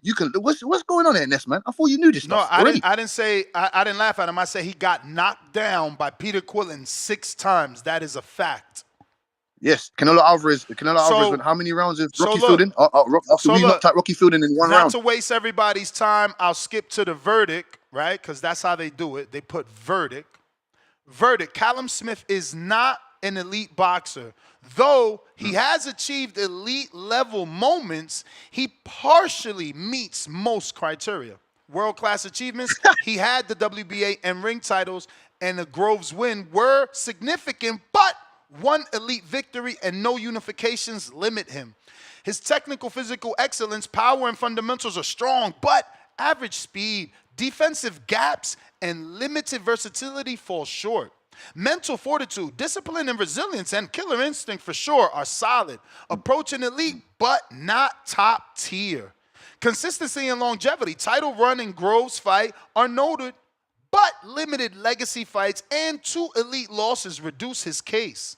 Impact and recognition, UK marketability and respect are good, but global influence is modest. Just saying, champ. I took you to school though, man. Have a blessed one. No, Ness. Let me give you 1 second. I'll give your flowers when your flowers are due. That's community. This is how you break down stuff, and this is how you get a very acquitted victory here. This is what I'm saying to you. This is how you break down real boxing 101. He did cook me in this case. Yes, I don't mind getting put on the Foreman grill, but I do the cooking also. So I give you credit for that, Ness. That's how you break stuff down. No shouting, no disrespect. You know what I'm saying? You're giving me real amicable facts. You know what I'm saying to you? I have no problems with that. I'm not deluded. Like I said, I'm here for boxing and boxing only. So that I give you appreciation for that. You cook me. That's fine with that. But I'll come back and I'll give you the work that you need to get. You understand what I'm saying to you? So I'll be back, man. Salute to you and your platform. And I like the way what you did right there. I like what you did right there. That's what you call real boxing 101. No problem, man. I appreciate that. And word the UK, we still run this shit. We still run the heavyweight division. Appreciate you. Hey, and just, for argument's sake, we're going to give the David Benavidez verdict. David is an elite boxer, is an elite professional boxer, strongly meeting most criteria. World-class achievements, 2 division titleists, top 10 pound-for-pound ranking, and elite wins over David Morrell, Caleb Plant, Demetrius Andrade.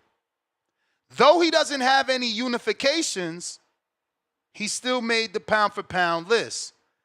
Technical physical excellence, he has elite power, he has elite endurance, and he has a ring IQ. With strong fundamentals, offset obviously by his slight defensive limitations, but he has elite level speed. So he gets hit a little bit, but he's fast in a motherfucker. The stamina is to the heavens, and he got legit punching power. Mental fortitude, elite composure. He's been in the ring with everybody, and you never seen him nervous, ever. He's always cooking, not getting cooked. Resilience, you already see that. He's always walking down. He's the monster. Killer instinct, like I said, he's the monster. Instinct to shine. Mike, you was there. You was there, motherfucking in Dallas when he came out, El Bandera Rojo, as the co-main event, and the whole goddamn arena almost broke from everybody cheering his name. Yeah. Oh, yeah, he knows how to shine. So despite early disciplinary hiccups, which means the missed weight and the little, it don't matter. He's still in there. Consistency and longevity, and this is what I said yesterday. If you want to be considered elite, don't lose. We've learned from yesterday and today, the simplest way to become elite is don't lose, because that gives you the consistency. And if you're not losing, that gives you the longevity. So what you're missing there would be the legacy fights, and those eventually come if you don't lose. Look at Crawford. Legacy fight in Earl.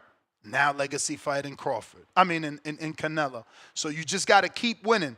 But because of that, his undefeated run, his high activity, and his legacy fights versus top rival elites puts him in. His impact, he's got strong marketability and respect from both media and fans.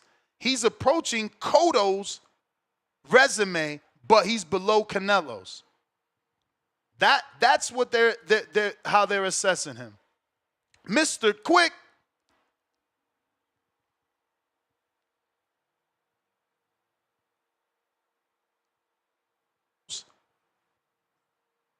You. Oh, yo, you can hear me? Yep. Yo, two quick shout outs I want to give. Tim Boski. I ain't heard that name in a minute, but he been calling back in. Shout out to Tim Boski, man. Real boxing mind, UK legend. The only thing I ask from Tim Boski is let's get some updated shadow work, please. Because I need to see that. And the fans need to see that. Also, another quick shout out to Al from the Bay. What do you say? I don't know if you noticed, it was like 2 days ago. I had a you feel me counter. My son hit 30 you feel me's in one call. That's a record. Caller of the month, for sure. For sure. Caller of the month. But hey, yo, Ness, did you see the 1v1 of Tevin Farmer and Floyd? Like when they sat down, not the not the. Nah. Oh, I just been nah, but watching they that shit was face-offs and shit like that, but I ain't see the sit-down video. nah. The sit down was crazy. Sit down was crazy. Floyd Senior was like, "Oh, we gonna stop you. I guarantee we gonna stop you." And Tevin was like, "Nigga, y'all gonna stop me? A fucking dog? Are you serious?" Yo, it was crazy. They was going crazy. That's a fight to watch. I'm telling you. But going back to the Earl, going back to the topic. I kind of wanted to play devil's advocate a little bit because I mean I see where Derrick coming from, kids in the gym, but it's kind of like if you got all this bread, why you can't set up the playpen? You know what I mean? You know, like that's your man's from amateur days. Why can't you set up? You got bread, you can set up the little playpen, little Hold up, man. Hold playground, up. cause you know. I got bread, but you got more. You fucking Earl. Won't you purchase a playpen and have it set up? The fuck is we talking No, about? I'm not saying that. I mean, look, it's a conversation away from making it happen. I mean, Y'all could both put some bread like on. he needed to have that shit delivered and donated. Like, yo, champ, let's put a playpen for the people for the fighters that got kids. You know what I'm saying? Like, what the fuck? How the fuck Derrick deserved to do that when he only getting 10%? He got to go to court for it. Yeah, that's true. That's true, but at the same time, it's like they over here fighting for bread. Like they came up in the amateurs. It's kind of like, you know, your man's from back in the day. You owe him 20. You ain't gonna see that. Like you lend him 20. You're not gonna see that 20 for a minute until you really ask for it. So I don't know. It's a little weird because I think Earl is kind of banking on the friendship as opposed to business aspect. You feel what I'm saying? Bruh, and that's Everybody else, but it's all that's business. Derrick's answer too. I was banking on me and you being friends since the amateurs. Where the fuck my bonus at? Cause motherfucking my man's in them Brian Bomac McIntyre posting $2 million in cash on the table saying thank you, Bud. I wanna thank Earl. Yeah.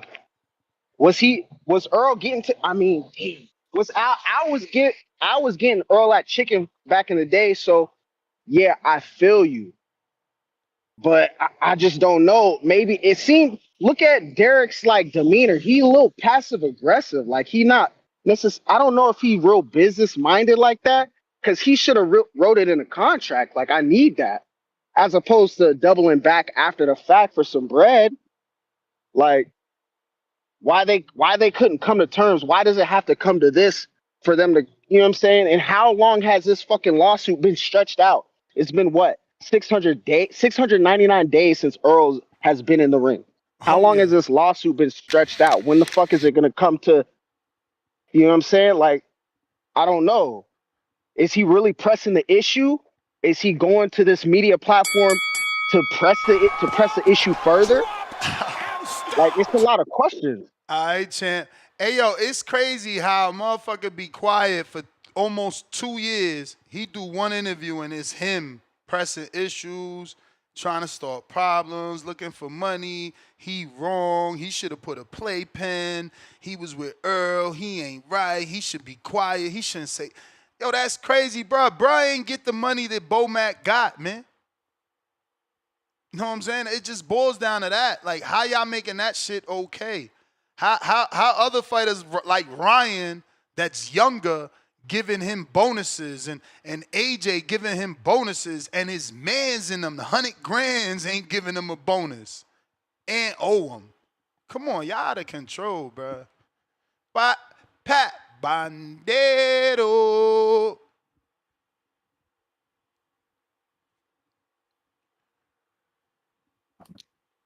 What are you doing, Ness? You good? You know it. Shout out to the community. Yeah, real quick, I'm just calling to, to give you a shout out. Yeah, I think that topic is like, it's just the money things, really. Like, for me, I don't see anything else. They in the beef, money beefs, and so I would say every, everything is acceptable, but like everything is permitted. Bro, So they would, everybody keeps saying, oh, a bonus for coaching him to a loss is out of control. My guy, he got his highest payday off a loss. So should we take back some of the money because he got his ass kicked? Because if we ain't taking none of Earl money back, how the fuck don't Derrick deserve none? This shit is crazy. But yeah, you keep repeating this. It's a money thing. So really, it's not like, I don't think it really like, I personally, I don't think that was these kids in the gym was a real problem. I think the problem is the money. So he will go at it by every angles. So I will just keep it like that. Second things, man, you're doing well with the AI thing, but remember, because I did the AI course, AI can also be influenced.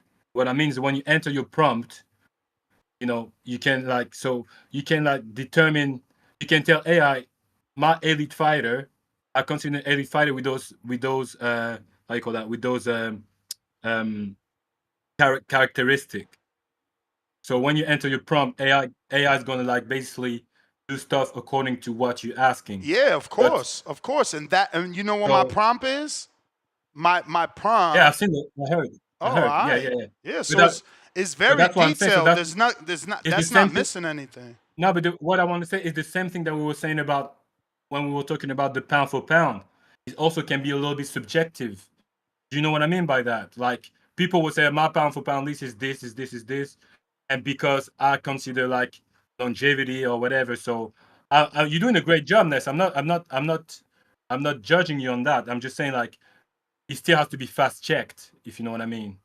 Because remember, am I right or wrong? Were you not saying Buster Douglas was an elite fighter? I said that. I didn't ask AI based off the criteria, no. But based off the criteria, I did it yesterday while I was like uploading. I know, I was there. No. You got corrected. No, I didn't do Buster Douglas, but I did De Los Santos when the show ended, and he is not elite. So I did Buster Douglas, and if you go by your thing, you'll see he's not elite. He's just had the elite moment. What is it, James? Anyway, Buster. James Buster Douglas, the one who beat Mike Tyson. There's no way with your criteria that he's an elite fighter. There's no way. We'll see, brother. We'll see. You never know. The impact of beating Mike might take it over the top. I keep telling y'all that. Yeah, but little things matter. Longevity. Yeah, but there's still longevity. There's still like recognition, character, like repetition. As you said, like there's so many things. Buster Douglas doesn't fit in there. No way. We'll see, man.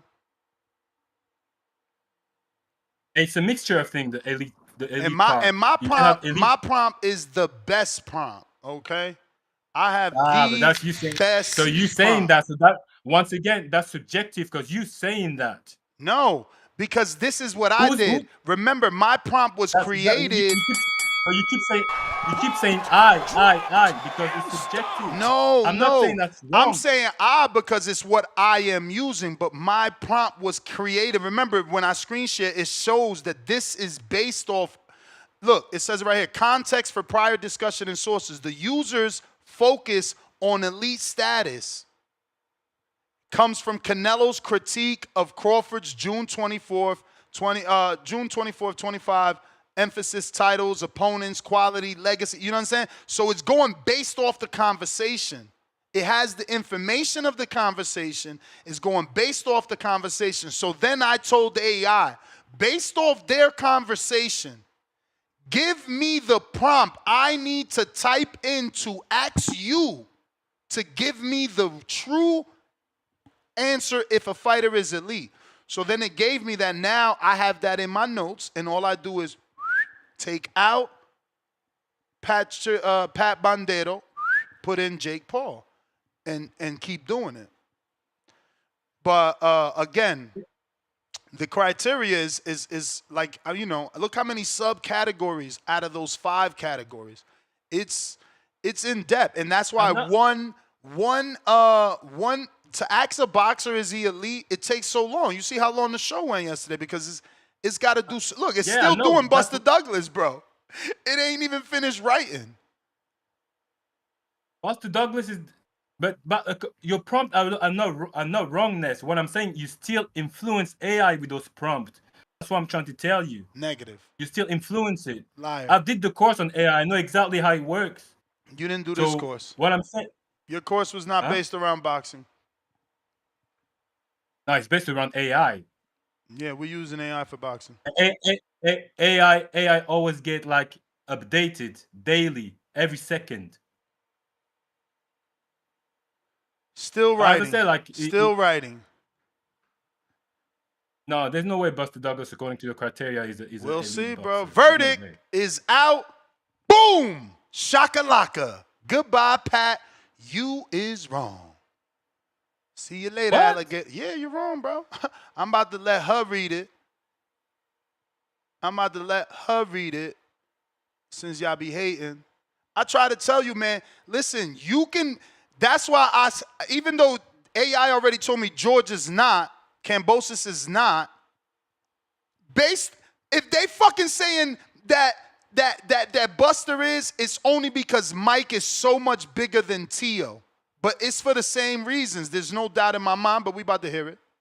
Verdict: James Buster Douglas is an elite professional boxer, meeting most criteria. World-class achievements, undisputed heavyweight titles and iconic Tyson upset are exceptional, though brief reign and losses limit depth. Web 0, 9, 13. Meets. Technical physical excellence, strong power, 65.8% KO ratio, speed, and ring IQ, but inconsistent versatility and endurance. Web 8, 19. Meets. Mental fortitude, elite resilience, composure, and killer instinct versus Tyson, but inconsistent discipline. Web 9, 19. Post 7. Meets. Consistency, longevity, solid activity and legacy. Tyson fight, but 6 losses and inactivity gaps. Web 4, 8. Meets. Impact recognition, exceptional marketability and influence via Tyson upset, though overshadowed by short reign. Web 9, 15. Post 0. Strongly meets.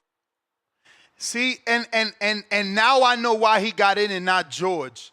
Even though he is identical to George Kambosos, with having upset and having consistently lost after the upset, the difference is that George Kambosos was not true undisputed, and that Buster Douglas was true undisputed, and he beat Tyson. The first line that it said, undisputed heavyweight titles and iconic Tyson upset are exceptional, though brief. Because again, you can't deny a person beating Mike fucking Tyson. We just had 65 million people tune into an old Mike Tyson. But you guys don't want to factor that in. And look what it says. Douglas's undisputed titles and Tyson upset surpass Brian Norman's achievements, Hitchens' achievements, Keyshawn Davis' achievements, Bun Gardner's achievements, Fundora's achievements, and that's Gabriela. So you see, all undisputeds are not created equal. Beating Tyson for undisputed is bigger than Fundora's undisputed, Callum Smith's whatever, Morrell's lack of nothing, Badu's Jack's entire career, Broner's multiple division. Like, bro, every win is not created equal, bro. And beating a motherfucker like Mike Tyson, don't matter what you dudes want to say, that shit is going to be in the history books forever. And look at the way that it's written. Iconic win. Brandon. Too bad they ain't want to put my man in there, man. I wanted George to be elite over that win over Tio, but him not being undisputed, it held him back. Brandon. Yo, Ness, what's going on, fam? Chileando. Man, what we talking? Errol Spence and old Derrick James, right? Yeah, he had them kids running around in the gym sounding like that's the issue. Damn, man. You know, as me being a big Bud fan, I was vindicated and seek a whole bunch of validation from that ass whooping Bud put on Errol a couple years back. But the ramifications from that ass whooping have been severe when you think about it, man. You got Derrick James and Errol falling out. Derrick really ain't been the same since. Errol Spence essentially retired and became Colonel fucking Sanders. Took Frank Martin with him. But not only that, just think about the effect it had on the YouTube boxing community as a whole, bro. That ass whooping single-handedly probably destroyed the LDBC. We seen channels literally stop making content after that ass whooping. Like guys who was, making good money off that Errol Spence gonna beat Bud propaganda every day. Your Trill, Boxing Talks, and Black Fight Fans, and 78 Sports, and all them guys.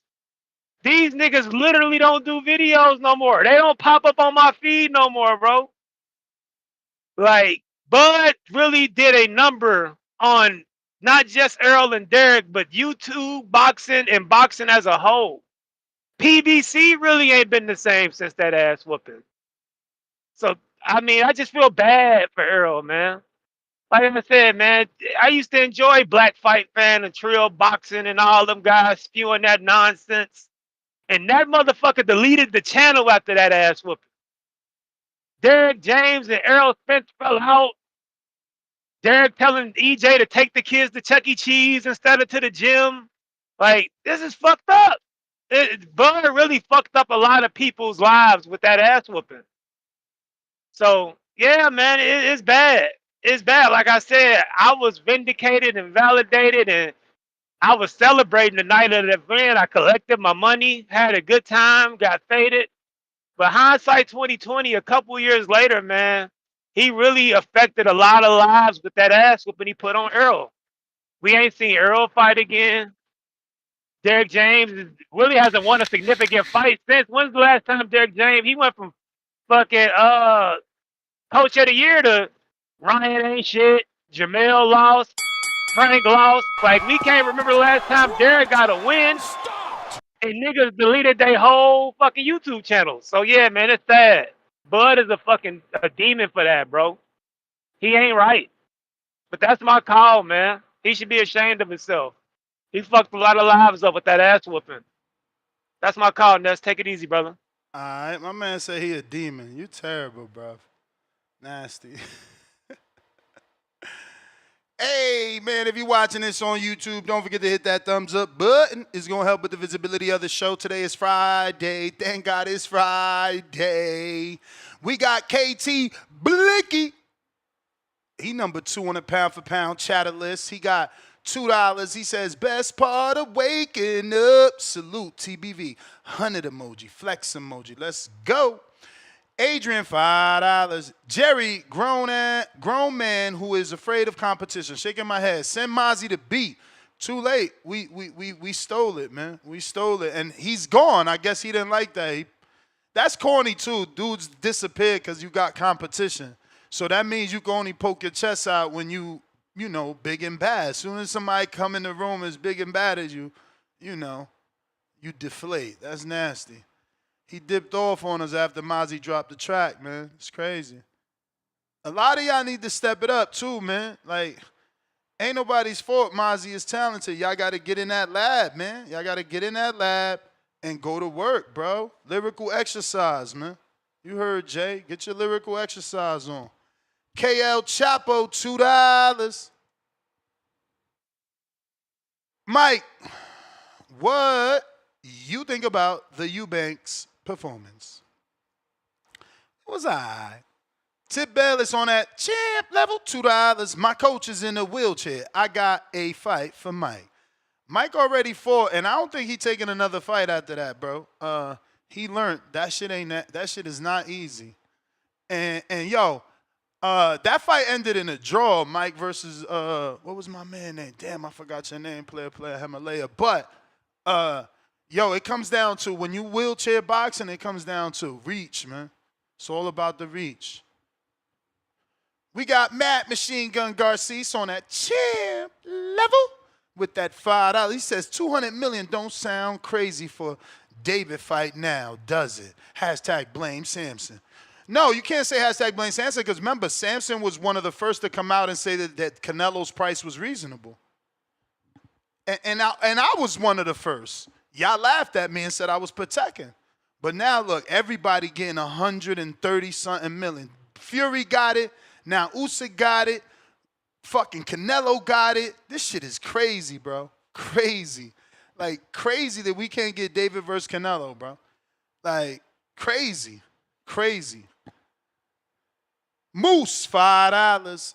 Malcolm, there will always be something to say about Haney because they hate Haney. Don't worry too much about what they can or can't say. Demo on that champ level, $5. I bet you Bomac wouldn't have left, sued, or talked bad about Bud if he didn't get his bonus.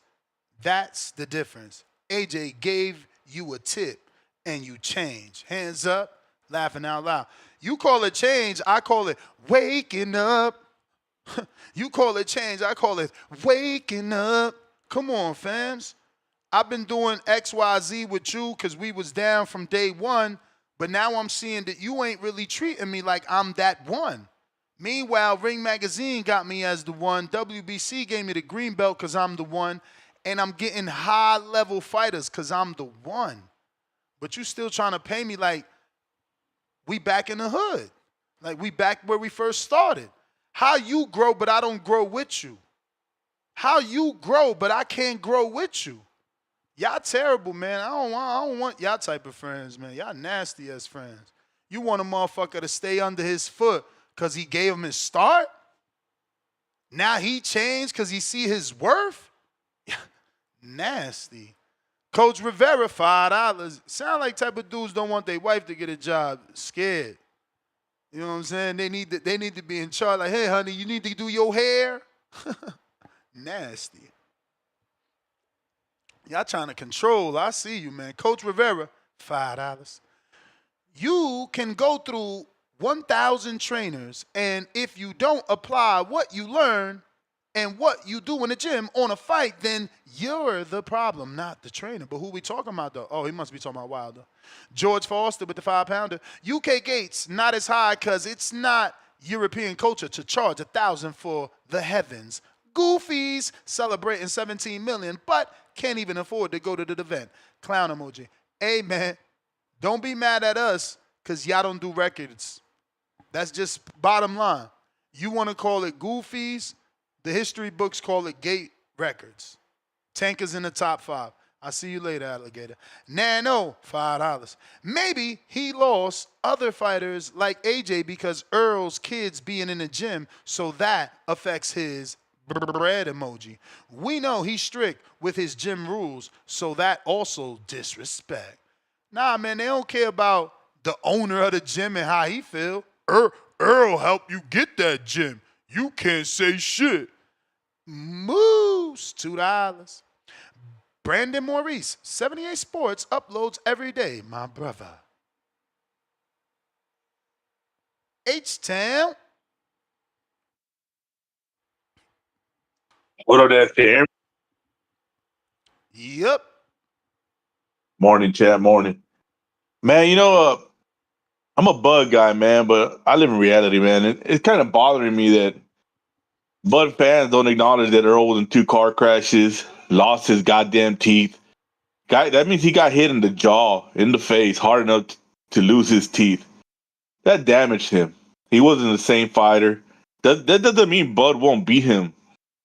You know, it just means I don't think Bud would have beat him the way he beat him if he wouldn't had the detached retina, you know, was already been in the damn division for too long. He had everything. It was a perfect storm for him to get his ass whooped that night. I called it. I said he looked drained. I said he was going to get stopped. I said he was going to get embarrassed. I said Bud was going to push him back. He wasn't going to know what to do because there was always questions about his boxing technique. But for Bud fans just to ignore all that and just act like Bud was Superman and went in there and beat the best Errol Spence is crazy to me, man. And like I said, I'm not an Earl fan, man. It's just reality's reality, man. It was just a perfect storm, and the storm went in Bud's favor. And then he's only fought 1 time since then, and they're like, hey, Earl hasn't even fought. Fuck, let Earl fight 1 more time, and they're tied today. If Earl fights today, they've had the same amount of fights since that fight. You know? That's reality, Nez. It just, man, the delusion's crazy, man.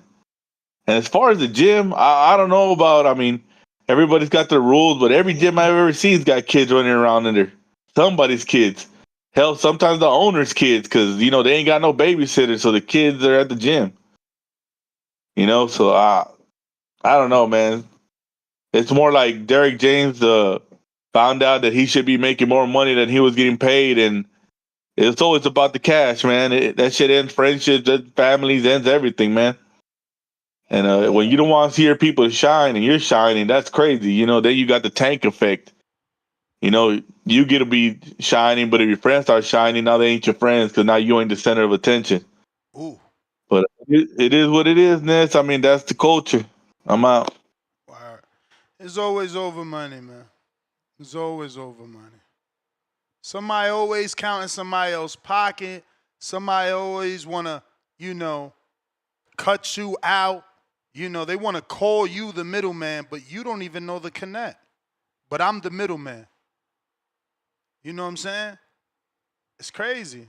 Because they counting pockets. It's like, damn, if we could just go straight to the connect and cut Ness out, we could make everything Ness making. It's like, nah, that ain't how it works. It's always over money. Phone lines are open, though, if you're trying to call in. Discord available. X Spaces also available. We're taking calls on Twitter and X. If you're watching this on X live streaming video, don't forget to give me that retweet, repost. And if you're watching and listening here on YouTube, I need that thumbs up, that subscribe. If you're listening on X, retweet, repost. That's how we're going to extend the show. And we're going to get more callers that don't know. We're rocking out every day, multiple times a day. I'm putting that link in the live chat, power chat, as my man King Born was saying. Remember, no callers, no show, man.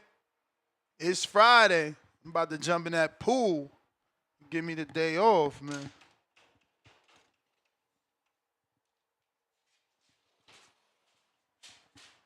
So if you want to call in, now is the time. We got a super chat here from Adrian with the $5. He says, these the same dudes that complain when their employer doesn't give them a bonus at the end of the year. Hand on face emoji. Yeah, man, I don't know why people mad that, he took that stance.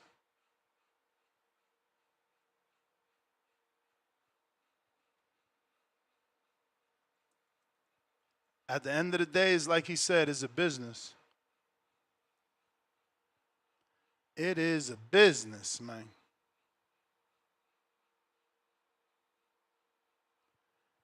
Jose Pereira says, let's just say Earl wasn't 100%, man. Who's ever 100%?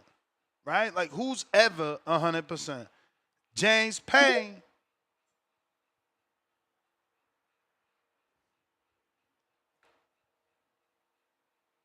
While we wait for him to connect, don't forget to hit that thumbs up.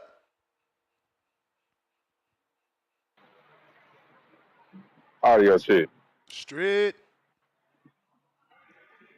Yo, it's me, the ambassador of the great state of Tennessee, your boy James, P-A-Y-N-E, Mr. Lethal himself. And like I know, the best part of waking up, man, that good old TBV in my cup, man. Shout out to Fozy. But I sit at Maxwell House religiously, man. Now I got a question for you, Ness, because I missed the early part where you must have been playing the audio or laying out the framework of this topic of discussion that you want.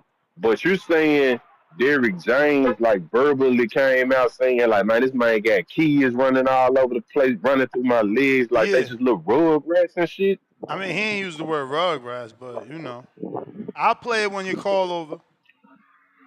Oh man, bro, this terrible, bro. This horrible, bro. Like I heard one of the callers say it's like that dirty laundry syndrome when you break up with someone and the relationship goes south. And you throwing folk under the bus and you talking about, man, you know what I'm saying? They breath stink in the morning and they ain't never clean up after they self and all of that, man. It's kind of petty, actually, man. I thought that they would have been deeper than that because I've been following both of them since 2012, and so that's very disappointing.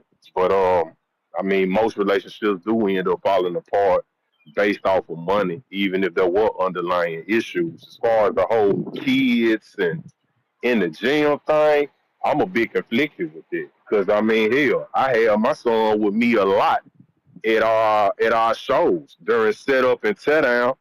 And though my son is very young, I mean he's very respectful, and I'm bringing him up that way to where I train him like, hey son, it's time to sit down, go sit over there, work with your tablet, you know what I'm saying, do this, stay out the way, and then when it's time for me to, hey son, come learn how to tighten up a ring rope, or come learn how we lay out Yeah, the but maybe boards and the mats. maybe your kids listen to you, and he clearly telling you that he don't want kids running around.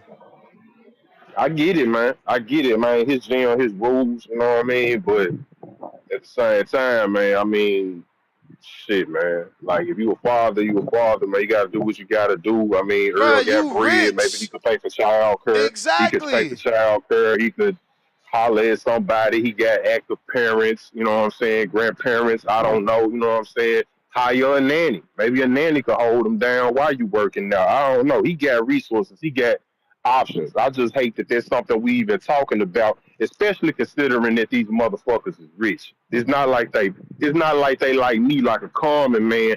Well, I don't necessarily have that option. Like tonight, I gotta go pick my son up and take him with me when I go do what I gotta do. I ain't got no option. But like somebody like that, they got options. I hate to hear that, man. So, I wish him the best. I just know as far, and it was something else I heard you say. Did you say that Devin Haney was potentially looking at an Earl fight Uh at, at a no, buck 50? Devin and Bill never said nothing. I'm doing that. Bill loves my matchmaking. I'm doing that. I put it out there. And I feel like Earl responded by saying, y'all better leave me be. So we got him thinking about it. All he gotta do is accept the catchway, and Devin Haney will whoop his ass. Damn. Well, that's what's up, man. I appreciate the time, this man. You know what I'm saying, man. Y'all have a good rest of the show. If you get a chance, man, get out there and enjoy the weather, man. Touch grass, man. Hit that pool, man. It's a good feeling, wonderful feeling, man. It's the illest, trillest, dopest boxing podcast in the entire galaxy. Third rock from the sun, astrologically. Hey, dads, man, take care of y'all kids, man. You know what I'm saying? We gonna holler at y'all, man. Hey man, remember Black Prom? Y'all gotta check out Black Prom. Make sure they giving you the Wilder fight for $6.99. Cause I see payperview.com offering it for $25. I mean, today is Friday. I should check it my damn self. Let me see what they got going on. Because I'm not about to pay 30 if I could pay 6.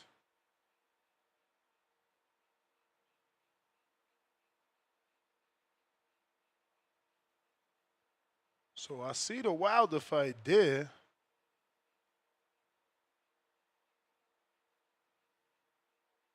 Yeah, I mean, dog, that should say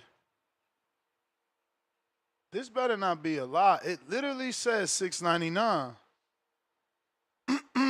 I'm waiting till the last minute. Somebody else buy it, let me know. It say $6.99 on Black Prom. That's crazy. That's dope with them. They giving that discount to get them subscriptions. Paper Chaser. Yo, yo. Yo. Man, I feel like with this Derrick James and Errol Spence stuff, I feel like we can't voice our opinion until we figure out. So did they have a contract in place? Who? Did Nah, they they had have a a contract in handshake place? deal. If you talking about Earl and Derrick, they had a handshake deal. That's why they in court. So all these years it was just a handshake deal. Yeah, So because they we was agreed on them. boys. We was boys. But when you Yeah. grew, So you ain't let me grow. yeah, and I mean I ain't gonna say all that because we don't know what Derrick is asking for though. You know what I mean? Like you can't change, especially if that's not if you try to switch it up. once he get his biggest payday, now you saying you want a percentage of the pay-per-views or whatever. I feel like if that wasn't the initial deal, then how you gonna switch it up? I guess after the fight, after I get my highest payday, maybe that was something he should have negotiated or brought to him before this fight. Like, I mean, Earl been on pay-per-view. Earl been doing, numbers. So I feel like he had to be asking for something, far outside of what they agreed on, because they had a handshake deal. So I feel like what is Derrick asking for? Because you say if Bomac got 2 million from Crawford and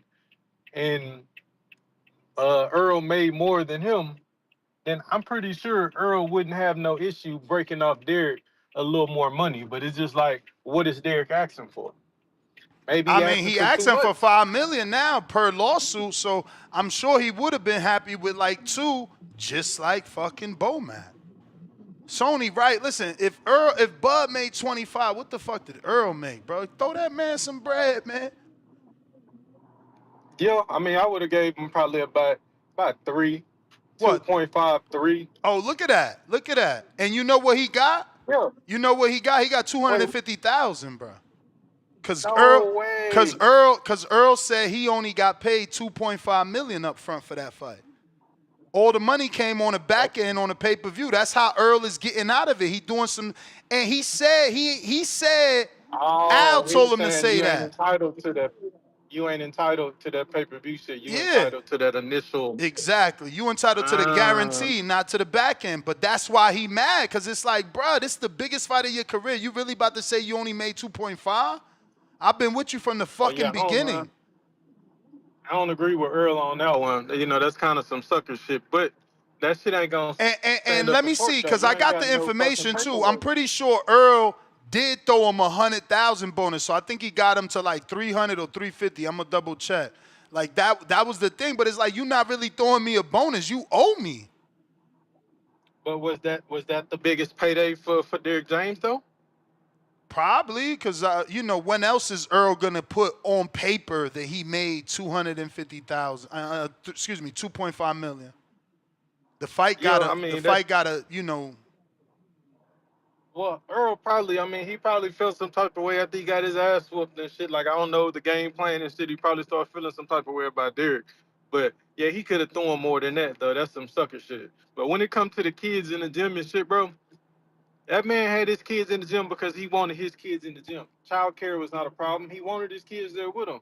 So I feel like Derrick James know them kids been there at the training camp, at the training camp, at the training camp. So he could have kept that shit to himself, man. He talking about my dad don't come to the gym or my son used to wait in the car. Man, shut your bitch ass up, man. That man is a boxer. He want his kids to see what he do to provide for them, bro. Ain't nothing wrong with So that. actually, he So didn't even get a bonus. On paper, Earl got listed 3.5, so they gave James 10%, 350,000. yeah, Earl. I mean, especially You can't even after the buy a back house end, with man. that. Earl. You could buy a house if you finance it, but you can't walk. You ain't buying no dope house for 350. Like dope, like Derrick James level, like world class trainer level. Like I'm supposed to be rich level. 350 ain't doing nothing. That's a down payment. You know what I'm saying? But Yeah. you Meanwhile, ain't Earl. cashing Yeah. out the house. You ain't paying for the house. You know what I'm saying? Yeah. Maybe in Texas you could get some fly shit for 350 because I never bought in Yeah. Texas, You but can. You can. You can. but You but can. but I'm in Texas. 350 out here in Vegas, that shit ain't tickling nothing. Yeah, for 350, Derrick could have got him a nice house out here. All But right. I Well, understand, think man. about that. He would have had to pay the whole 350 that he made. Yeah. So now you got a house with no money. Cause like you said, that's your highest Yeah, payday. Earl wrong for that though. He could have thrown him a little more than that, man. He could have at least 2 million, bro. Ain't nothing. Especially when what you think he got? Probably about 30 mil, 35, I something mean, like it's that. saying he got 25 as well, but I don't believe that because it's also saying that Buzz should have got 25. So I don't know, man. Let's just go with the 25. He made a total of 25. Yeah, but how much did you still got to pay? Well, I mean, yeah, bro. It ain't even no matter how you want to slice it. he could have broke Derrick off with at least 2 mil. At least 2 mil. Bro, That wasn't gonna be at nothing. That's least a get drop in that a man. bucket. Bro, at least get that man $1 million so he could fake say he a millionaire. Because we know they give you $1 million, you bring it home like 400,000, 500 if you lucky with taxes and everything. So like, at least he could be like, yeah, I'm a millionaire because he made it, but he don't got it in the bank. Like, bro, you ain't get that man not 1 mil.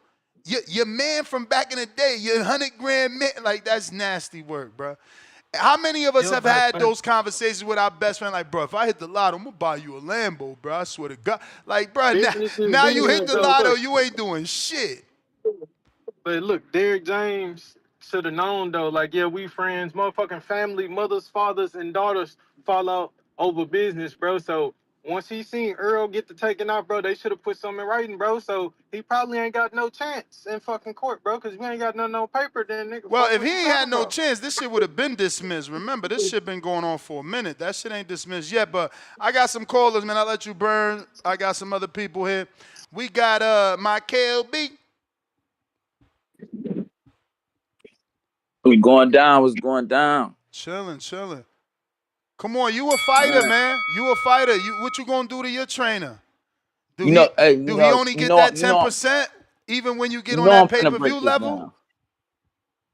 You know I'm finna break this down for you. So this is a great topic. So it's crazy though, cause I dropped in the chat the other day, like, man, if dudes know what I was going through to make it the border wars, man, it's crazy. So like, no cap, I'm like in between coaches right now. Like I don't really got no consistent coach right now because I had a coach and the relationship, like the coach relationship just wasn't there as far as throwing the ones and the twos and the techniques and all that. That was all great. But when you a fighter, that relationship with that coach, you spend so much time with this coach.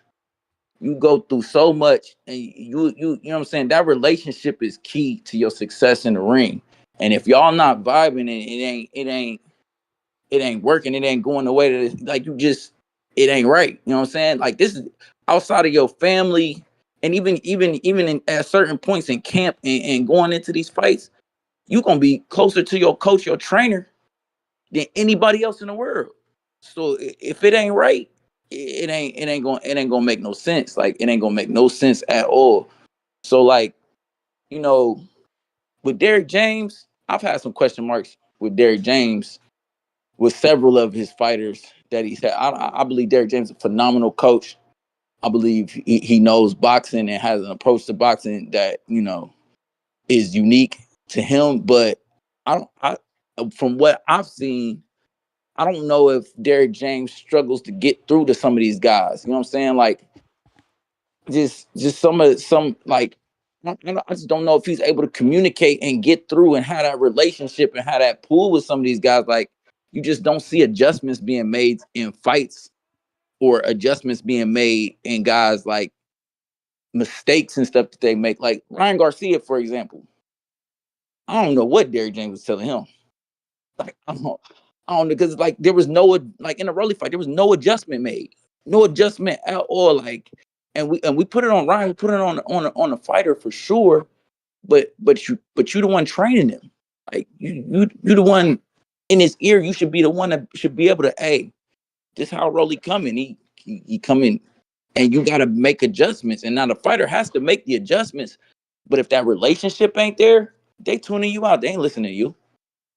And I just think even with we go back to the Spence fight with Bud Crawford, and Errol didn't make no adjustments in that fight. Like he did not make the adjustments. He had one game plan. I'm gonna come in here, I'm gonna come forward, and I'm gonna fight in the pocket with Bud, and it wasn't working out.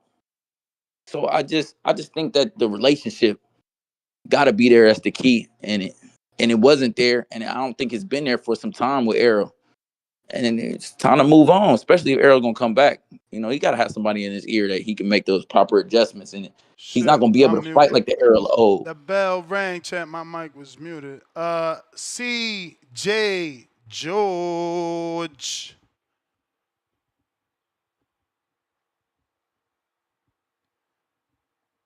Let's see how Alicia gonna look under Derrick. George, CJ George. Gotta unmute. You hear me? We hear you. All right. So is it safe to say that when Errol Spence fought Crawford, that was his biggest payday? Is It it was safe to say what? that it was Spence's biggest payday. Spence biggest payday? For sure. Both of their biggest paydays. All right, so it was Derrick James' biggest payday. Yeah. Which That's the most he ever made in his life. Yeah, which All think right, about next it. Think question is, about it. The most you ever made in your life, and you have one of the best fighters, one of the he's done better numbers than Tank before Tank got with Ryan, and all you made is 350,000, bro. I get that. I get that. I hear what you're saying. All right, so next question is I'm losing my train of thought. So that was his first loss. When a company does well, what happens? They give out money. They give out bonuses. When a company doesn't do well, we ain't got as much money to be giving away. But I'm glad you went to company because you ruined your argument. You're right. The brand of Errol Spence did well. That's why it received over 25 million. Exactly. That is true. And before Errol Spence, who else did Derrick James train? I don't know. You don't know, but after Errol Spence trains. Numerous people. Ryan Garcia, Anthony Joshua, Alicia Baumgartner. Remember, before Derrick James, he was with a failing trainer. It was Earl's dad that went and told Derrick, "I want you to train my son." What does that mean? Well, I don't know. I don't know what you're trying to tell us. You wasn't getting. Before me, you wasn't getting money.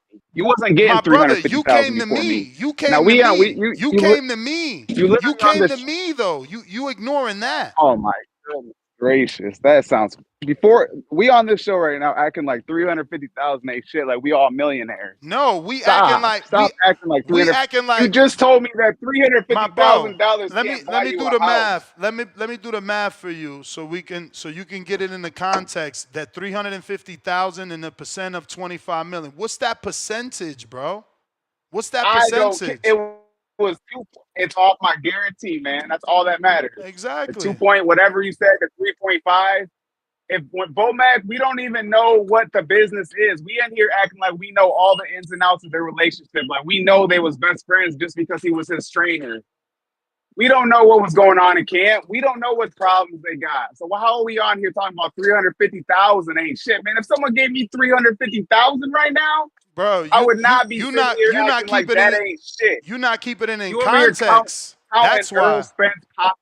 You talk about counting pockets, bro. You over here counting how much money he got. My contract says I give you 10%. Anything extra than that is a bonus. Hey, so then don't be mad. Don't be mad when Bud Crawford gives his trainer $2 million and the world sees that you ain't shit.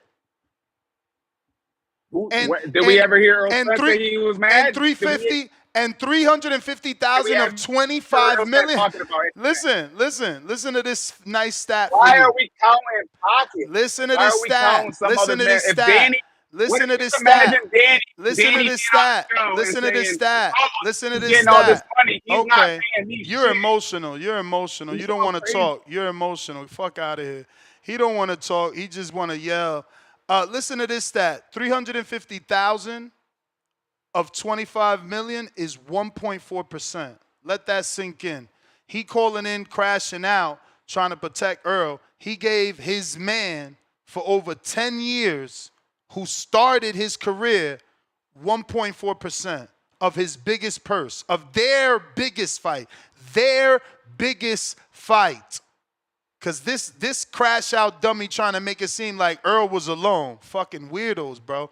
You fucking weirdos are nasty, bro. It don't matter who you a fan of. When you a fan of anybody like that, that's what I call fanatic. Fanaticism. Fanatic. Fucking nasty. That's just nasty the way that dude acted. He can't hear because he's so upset. You're talking about Earl's pockets. Oh, leave Earl alone. He doesn't owe him anything. Fucking baby cry. Alan, what up? Yo, what's good, man? Yeah, as far as kids in the gym, man, I can't say I'm a fan of anybody being in the gym who's not in there working. Sometimes they'll be in there running around, yelling, and they just being kids, man.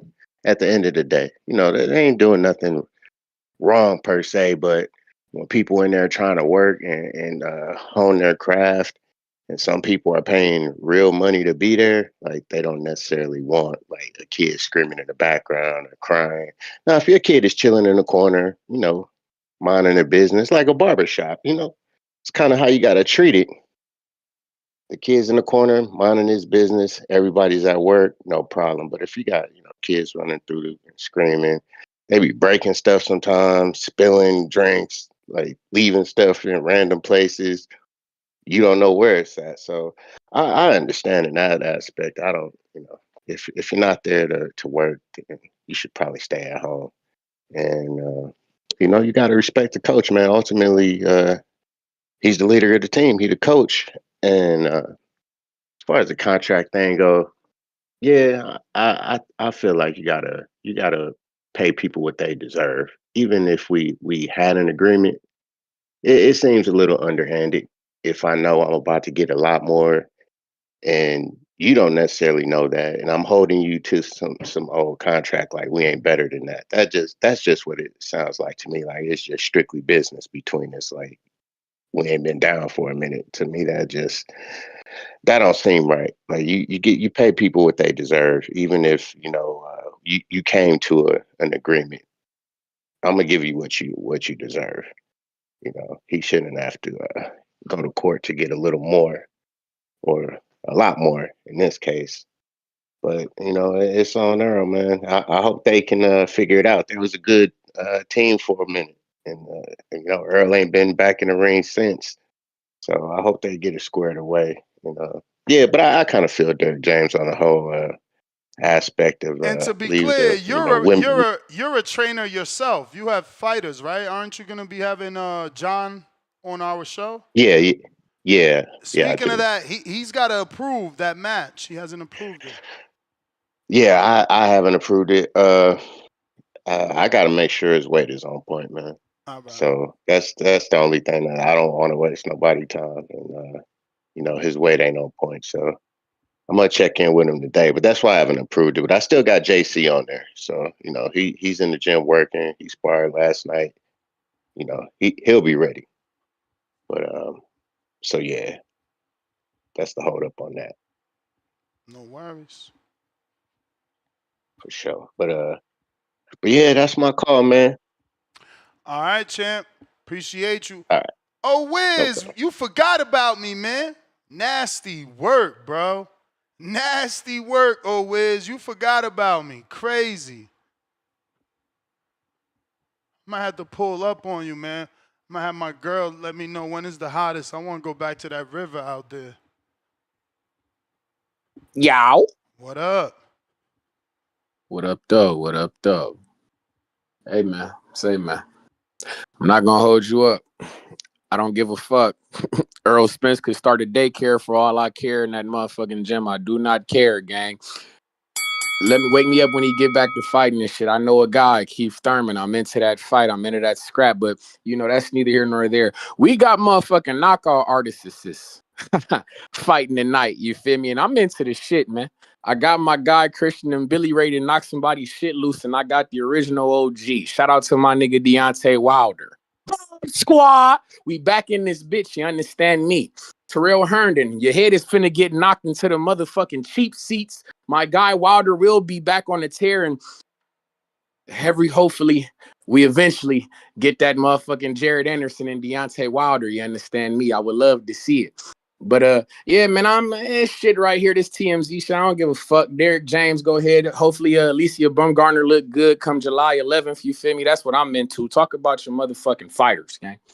Don't talk about a guy you used to have.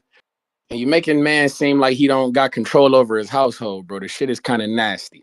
But like I say, man, and Billy, you go ahead and do your 1-2 tonight, man. I see that shit is for like a interim strap or some shit. And I see they got man Steven Butler on the motherfucking co-main event. Next, you think they gonna throw Steven Butler in there for Billy next if he don't get that Canelo fight? Nobody want to see that, bro. You only you I manifest whack I fights. don't whoa. I ain't say I didn't whoa. See you doing that shit again. All I said was I'm just asking you what you think they gonna do, gang. It ain't gonna be Butler coming out my mouth. All right, who you want to see? Who you want to see him in the mix with? When Pacheco fight, by the way. I don't know. I was texting Austin's. Oh yeah, Ashton Slav. That somebody had asked earlier was up with him. So yeah, Jake did not offer him a fight and cut him, man. Mm. Mm-hmm. Didn't he? Damn, ever since he did he fight? Has he fought since that Lucas body shit? Nah, man. Nah. See, man, look at out of sight, out of mind, man. He gotta shake back, man. You gotta get back, get tight, man. Even when my Remember, he nigga Alan tried. Garcia, He tried, but that he missed weight, right? So he didn't fight on that Black Prime card. It was kind of big. It was like a hometown shit. that's some nonsense. See, man, motherfucker head ain't in the game, man. I ain't gonna lie. When my nigga Alan Garcia had his little setback, you feel me? He came back, feet to the fire, he shook back.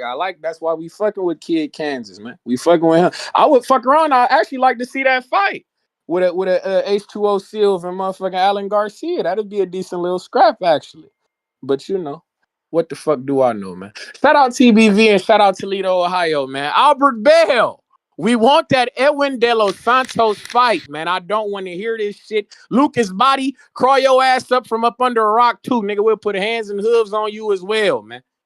But y'all be cool, man. Popped, dropped, and stopped. If you trying to call in, now is the time. Tres leche. Yo, what up, Nash? You. You riding by yourself today? Solo Dolo, Scarface, no Manolo. That's what's up. Shit, man. I mean, was Errol Spence situation? I mean, nobody really cares, but yeah, I mean, if we're being honest, it's kind of shady. It's like two faces, like, because I mean, it just sounds like if you were friends 10 years ago, it seems like a few years ago their relationship kind of started to split off, and Errol Spence started looking at it more as business, and he cut him short. For real, that's the way I see it. I mean, you don't do that to your boy if that's your boy, and you've been boys for a long time. Because I mean, that's basically just shady. Because he knew how the contract was gonna play out, and he said, "Bet I'm about to run this money up, and he ain't even gonna know about it." You know. Word. But I don't really care much about that shit. For this weekend's fights, I mean, I'm really trying to see this fucking what's his name, Junior, Floyd Junior, and what's his name, Farmer Tevin. I think it's gonna be a good fight, man. I don't know. I think it's it's. I mean, if fucking bro, if Floyd Junior comes out like foot on the gas, do you think due to the damage that Farmer has been through in these last three fights, he could stop him? Man, that's difficult, bro. He's gonna have to come out foot on the gas like Sean Porter style. Yeah, it's difficult, bro. If so that tells you that like you should be able to call a winner within the 3 rounds for some live betting maybe, but I know you can't do that. But well, yeah, man. I don't know. I don't really have a winner. I don't.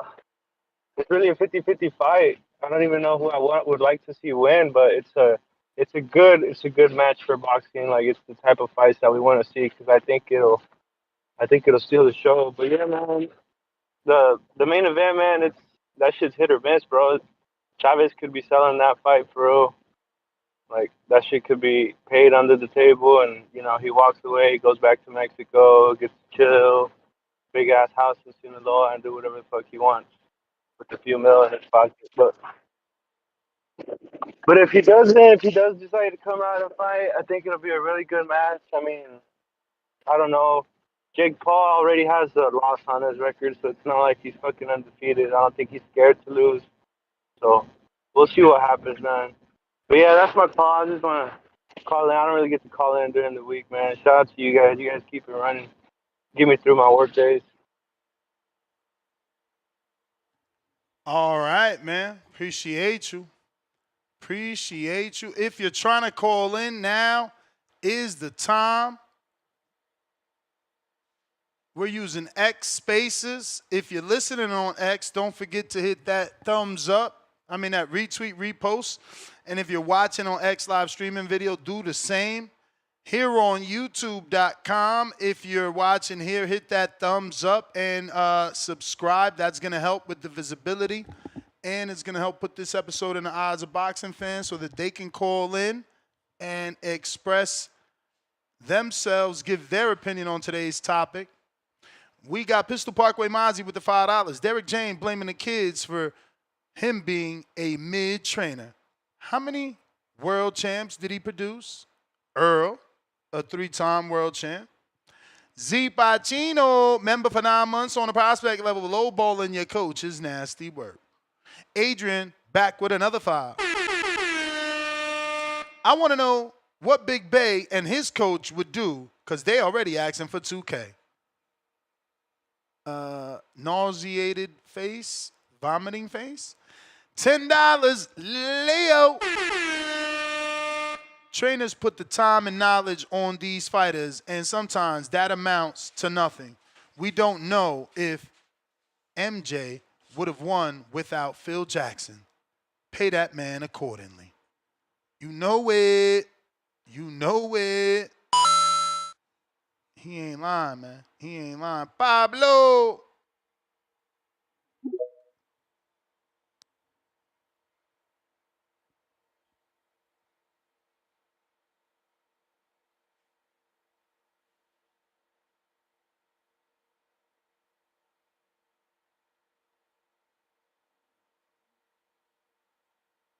Pablo.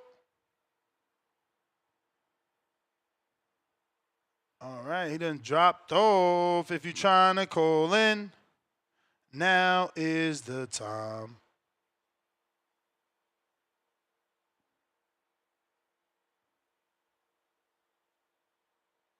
Phone lines are open for anybody who wants to talk some boxing. Quest the best.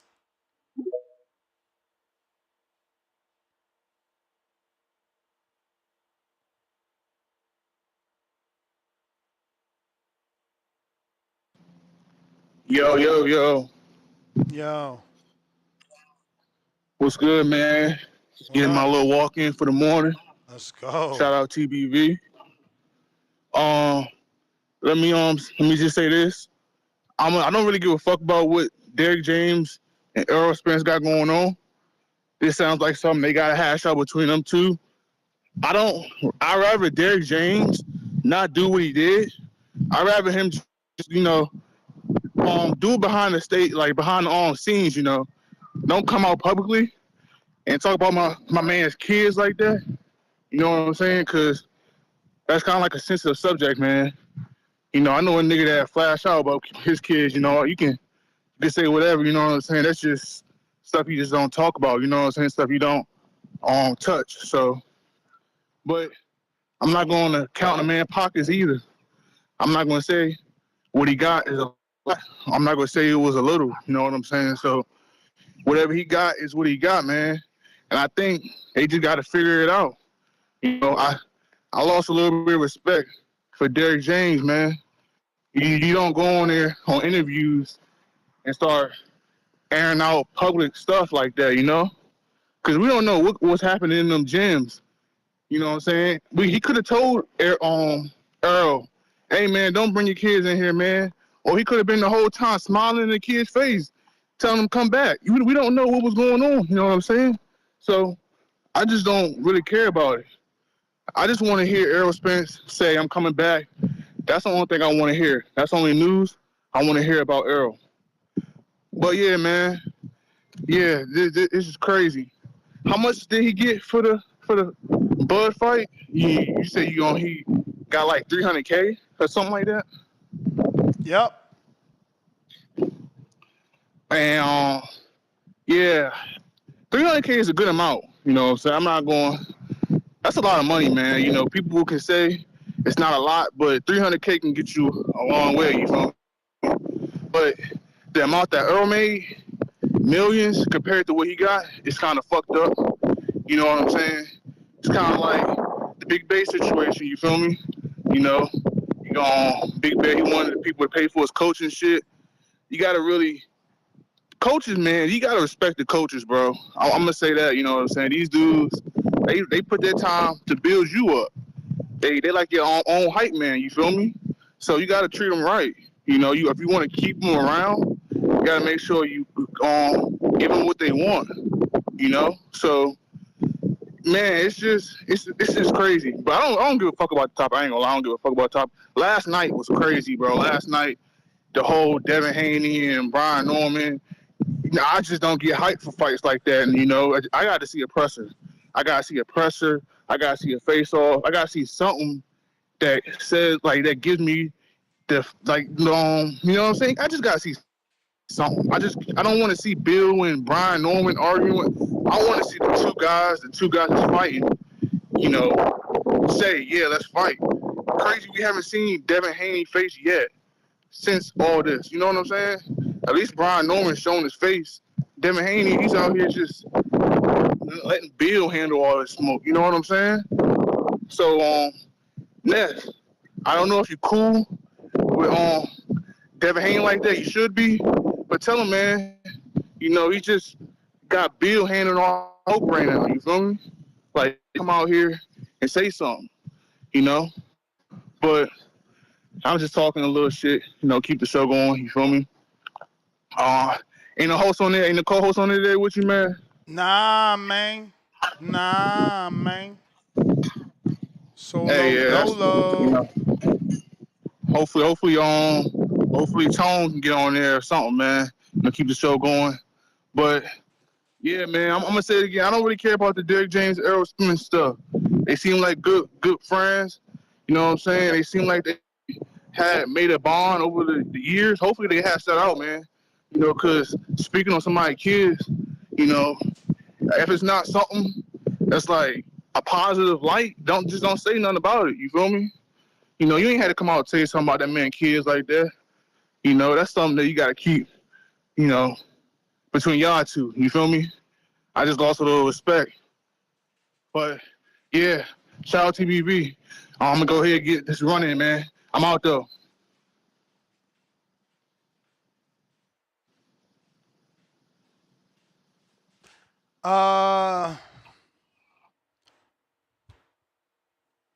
Shit, I'm so busy.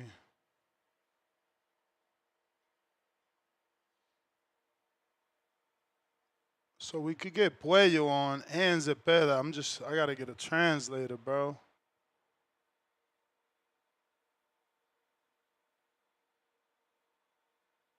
Let me see.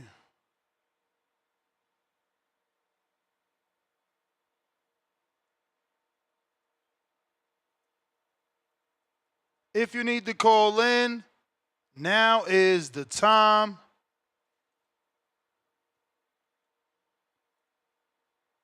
Discord available, X Spaces available, and what it do?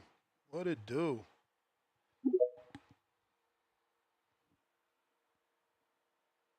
Oh, What up? I'm an audio sound. I'm an audio sound. That's Straight. all right, bro. Man, Derrick James still ain't get his money back. Was it gonna be like a 10 year lawsuit going on?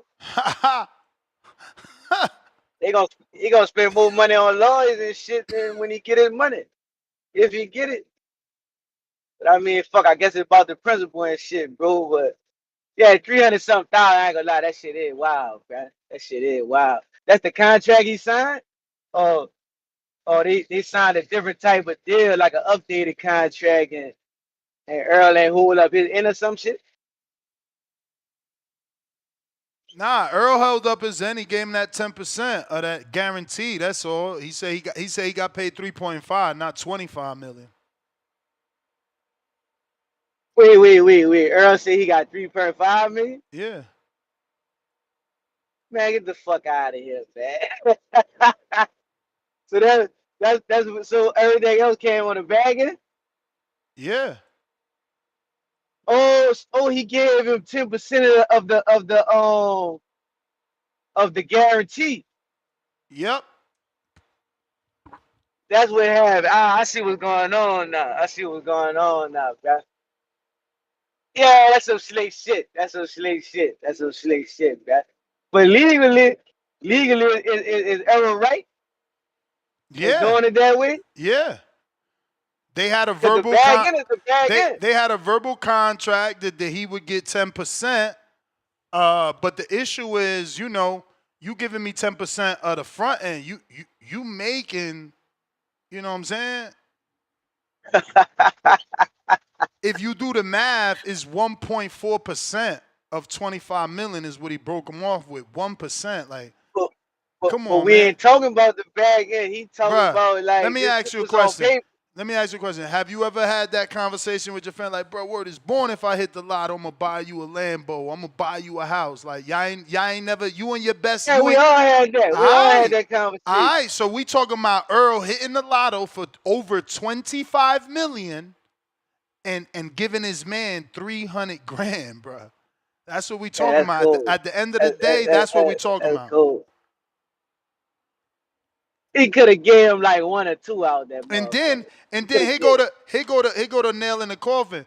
People really mad because Bud turned around and gave his trainer $2 million cash, and he did a post on Instagram with all the $100 bills in his face. Remember? Yeah, that's cool, bro. That's cool. Now bro. remember, Yeah, Bud made less money than Earl and still gave his right hand man 100 grand, $2 million. Remember, that's a bad look. Earl the A side, so he made more than Bud, and Bud still gave up that 200 to his mans. Why? Because that's his mans. Yeah, he gotta make that shit right, bro. To be honest, bro, if that money situation don't get straight, bro, that relationship ain't gonna never. I mean, that Ain't gonna relationship get over. repaired. I'm sure that shit Yeah, over that's it. because it's like you can't be out here talking about my dirty laundry and expect me to go work with you. I'm taking my clothes somewhere else, motherfucker. You telling people I had streaks in my underwear. We done. We ain't taking that shit to you no more. You airing out dirty laundry. That's no good. It's over. He ain't about to get paid either. I mean, Like he in all that court. shit. He in court. If he got a good lawyer, they might give him some back pay. They started together from the beginning, remember? So he hey. Yeah. I mean, he had to be getting what he wanted until that fight, though, right? Nah, man. I mean, obviously, you always think about it. Think about it. You always disgruntled because you keep getting This ain't the first time, y'all. He only got guarantee. Earl been on pay-per-view since Mikey. Y'all tripping. Yeah.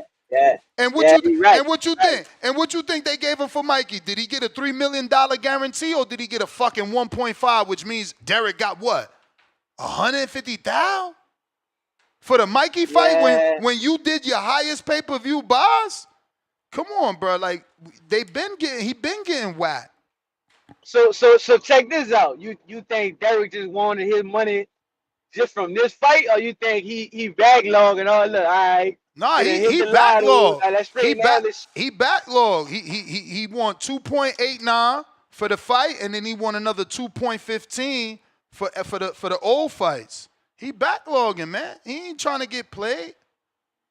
But listen, I got to get to some callers, man. You the man with the master plan. Yeah, see, people don't got all the information, so they quick to, try to shit on Derrick. But look, at the end of the day, Earl been making money. Let's pull it up. We're not about to let y'all get away with this shit. This shit is nasty work right now. Y'all terrible, man. Y'all trying to make Derrick out to be bad. I'm gonna try and get this information. If you're watching this, let me get the tip in the meanwhile.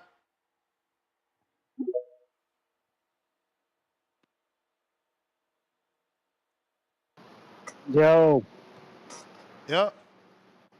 yeah, man. What's going on today, man? I hear about kids running through the gym. Shit crazy over there, man. Mr. Perfect down bad. He don't know how to act right now, bro. That nigga going through it, man. He like that nigga Mr. Perfect going through it. Hold on one second.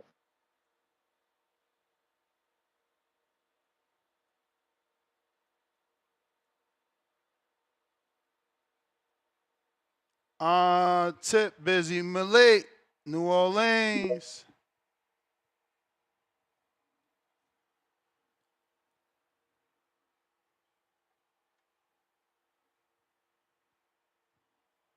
Malik, New Orleans. Band's gonna make a dance. Excuse me. Yo, Yo. hey man, we gotta start counting pockets here, man. You feel me? It's in court, man. It's open. It's public No, I'm information. just. What I'm saying is, Derrick didn't create essentially what.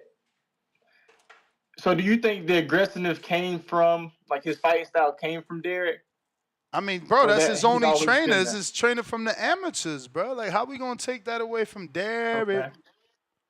Okay, no, I get that. I was gonna say because my point would be the back end money, because I don't Javante Davis probably don't pay his trainers on the back end money pay per view either. Hey, yo, look, look, look, look, You look, gotta think look. about it. Look, You look, never look, look, know look, look, what money look, comes look, in, look, so look, that's his look, money. look, look, Hey, look, they've been doing look. that from the beginning. Homie. Oh man, you one of them dudes? I'm listening. No, it sounds like you don't want to listen. If you one of them dudes, let me know so I can hang up, man. What the fuck? Go, man.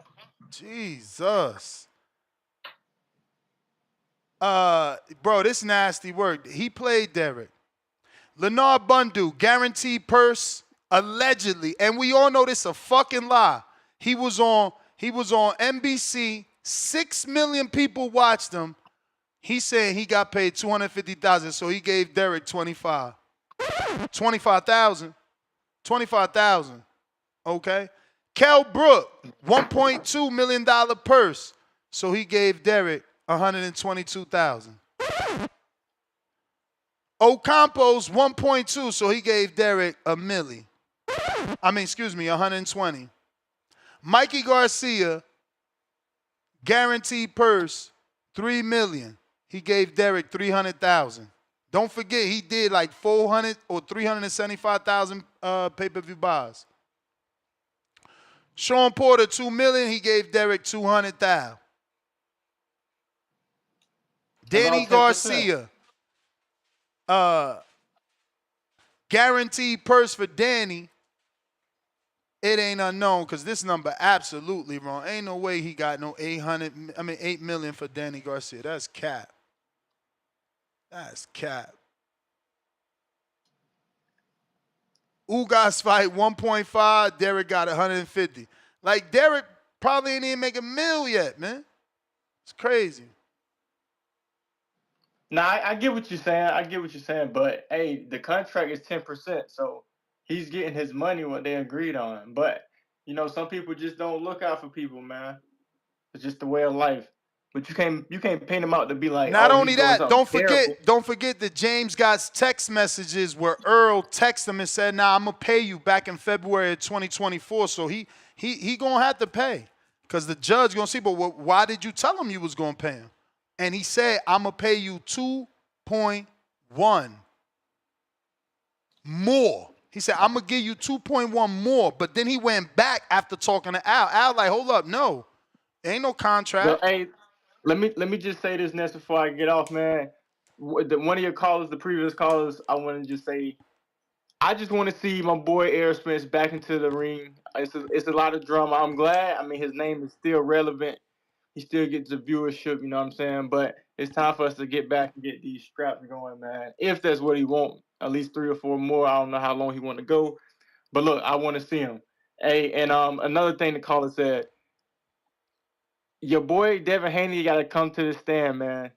it's on him to paint the picture and talk his own fight up. Because, like he said, Brian Norman is not going to talk too much, but at least he's been showing face. You know what I'm saying? Like, he wants that fight. Not the fathers. I'm talking about the guys. So, hey, let's keep building that fight up. That's an interesting fight. That's a fight that I would be interested in going to. I want to go to the Canelo and Crawford, but I feel like I'm going to be too busy and I ain't going to get no tickets for that fight. No good tickets. So, yeah, man, let's keep talking that fight up, and I'm interested, man. GTD for life, man. I'm out. All right.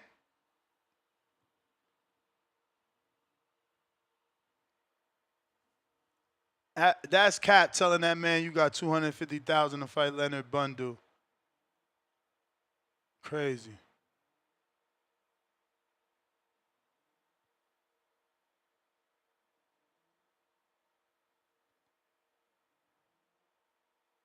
Let's see. If you're trying to call in, now is the time. Big If. What up? Javier Oliveira's $2. I want M. Billy for my guy Iglesias. What up, If? What up, man? Yo, Ness, past 2 weeks, son, you've been on the road, son. The show's been ridiculous. You had the unofficial face-off with B. Norman and Dev Haney, man, 2 days ago. So, yo, you've been on a tear, man. So, salute to you, man. Salute to the community and all that, man. But, yo, I want to say, man, we're not teenage boys no more, man. Y'all got to cut that street bullshit talk about counting people's pockets, man. It's the corporate world, son. You know what I mean? When people talk about wage disparities and all that, son, that's what he's talking about. It's a comparative salary thing. Y'all got to cut it out. I know Spence was raised in Texas and all that, but he was born in New York, man. New York, we got a saying, man. Word is bond, you heard? And Ness already read out the precedent for the lawsuit, man, which is all the other percentages, which equal like 10%, right? Yep. So we got to call all that count pockets. That's some bullshit talk, man. Y'all not pimps. You're not in the streets. It's corporate shit right here, son. Your word is your bond, son. You know what I mean? That's a New York thing. I know he was born in New York. He was raised in Texas and all that. But you give that man your word, you got to stick to it, son. And there's precedent already. So I think he might as well just settle out of court, man. You know what I mean? Because he's going to definitely eat that in court, son. You heard? So give him the 10%. Stop being stop being stingy and all that, man. But somebody had the right analogy early, man, talking about relationships, like how you break up and shorty's talking about your dick size and all that. As to me, it's more like when it's right before the breakup. You know what I mean? That's the energy I'm getting from this.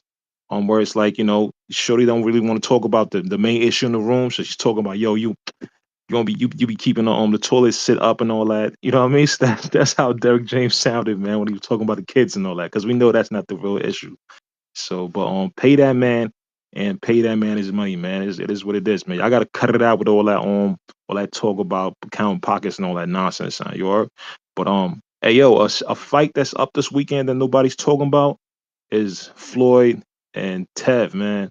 Yo, it's a possibility Floyd beats Son, but it's also a You possibility that nasty for Tev can saying nobody outbox talking him. about that. I think that's the one most people talking about. I never really heard people calling to talk about. I've been listening all week. I didn't call in all the time, but I've been listening all week, and I don't really hear most people talking about that. And that's, to me, that's a great fight, man. Yeah, I'm and it's telling you, being it's a built up too. possibility Fight week Tev build up beats has him. been good. Word, not word, man. But I'm telling you, it's a possibility Tev could beat him on points, yo. Tev is brilliant, son. He's mad brilliant. And Floyd, this is a good stepper for Floyd. If he beats Tev, all praises be to Floyd, man. But great show. I'm out, man. Peace. I appreciate you. Big If, New York. If you're watching this on YouTube, don't forget to smash that thumbs up. It's Friday with TBV. Let's get it. All right. Caesar said let him know, and he got me. So I just need that reply. I've been trying to get Lester too. Lester's locked in. He keep apologizing, but at the end of the day, he's dead in training. Every time it's like, yo, I'm available now. We not live. And then when we live, he's in the training. So I'm trying to get Lester Martinez on. I hate when shit's like that because then someone else does like a pre-record or they just accommodate his time, right? Like, oh, all right, Lester, oh, you train at this time? Cool, I'll do it at 3 p.m. Pacific, knowing I'm not live at that time. So that's an inconvenience to me, bro. I'll be live, let's say 7 straight hours. Now I got to do another interview at an off brand time because my man wasn't available during my 7-hour shift just to get the interview, or someone else gets it and goes viral with my interview, right? Because right now we want to talk to Lester. I know I do. I want to know what it is. How's camp going? I was supposed to get his opponent too, the Frenchman Dimborbi or some shit like that. But he done got the fight. See, I knew he got the fight. Remember I broke that news back in like April 16th. I put it out. Not his opponent, excuse me.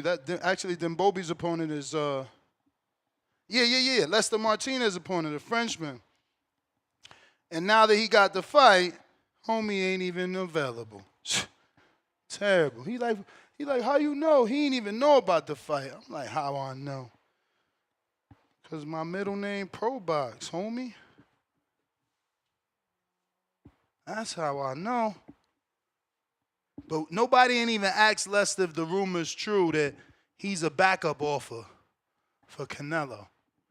You know, that's another question I'm trying to ask him. But, like I said, the times ain't been lining up.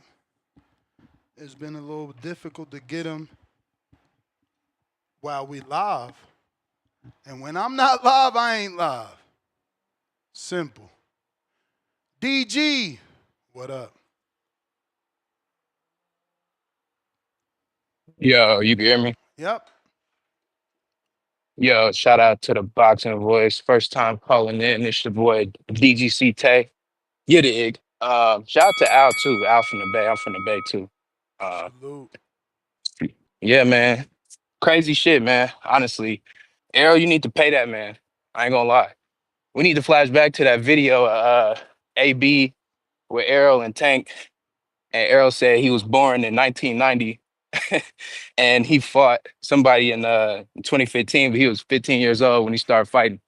So I don't know if that man could do math that well, you feel me? Um, so shout out to that man. He got to pay him though. I ain't really tripping about the kids, you feel me? We always got to think about the future. I do feel you though. You got to run a business. I think he could have set up a playpen. Errol could have did that, but I don't know, man. Yeah, The way I he ain't got no doing, problem my with man Earl Derrick James paying ain't. for it. But the other dude wanted Derrick to set up a playpen because Earl was his biggest fighter. I'm like, Earl the one making all the money. He could set up his own Nah. playpen. Yeah. Yeah, and them his kids too. Shit, fuck it. You know what I'm saying? You gotta take responsibility. Uh, yeah, man. I don't know. I don't know. Shout out to Tone, but this whole Derrick James, Errol Spence shit got a lot of Jay Reed energy. You feel me?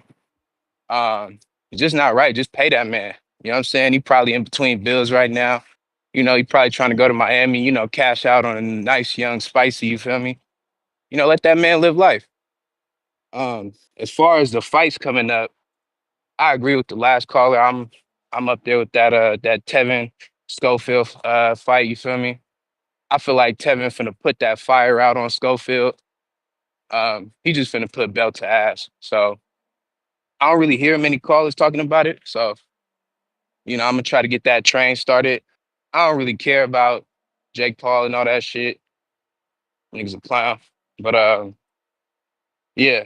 Oh yeah, Zurdo fight too. You know who we fight? Yeah, Doctitos. Mm.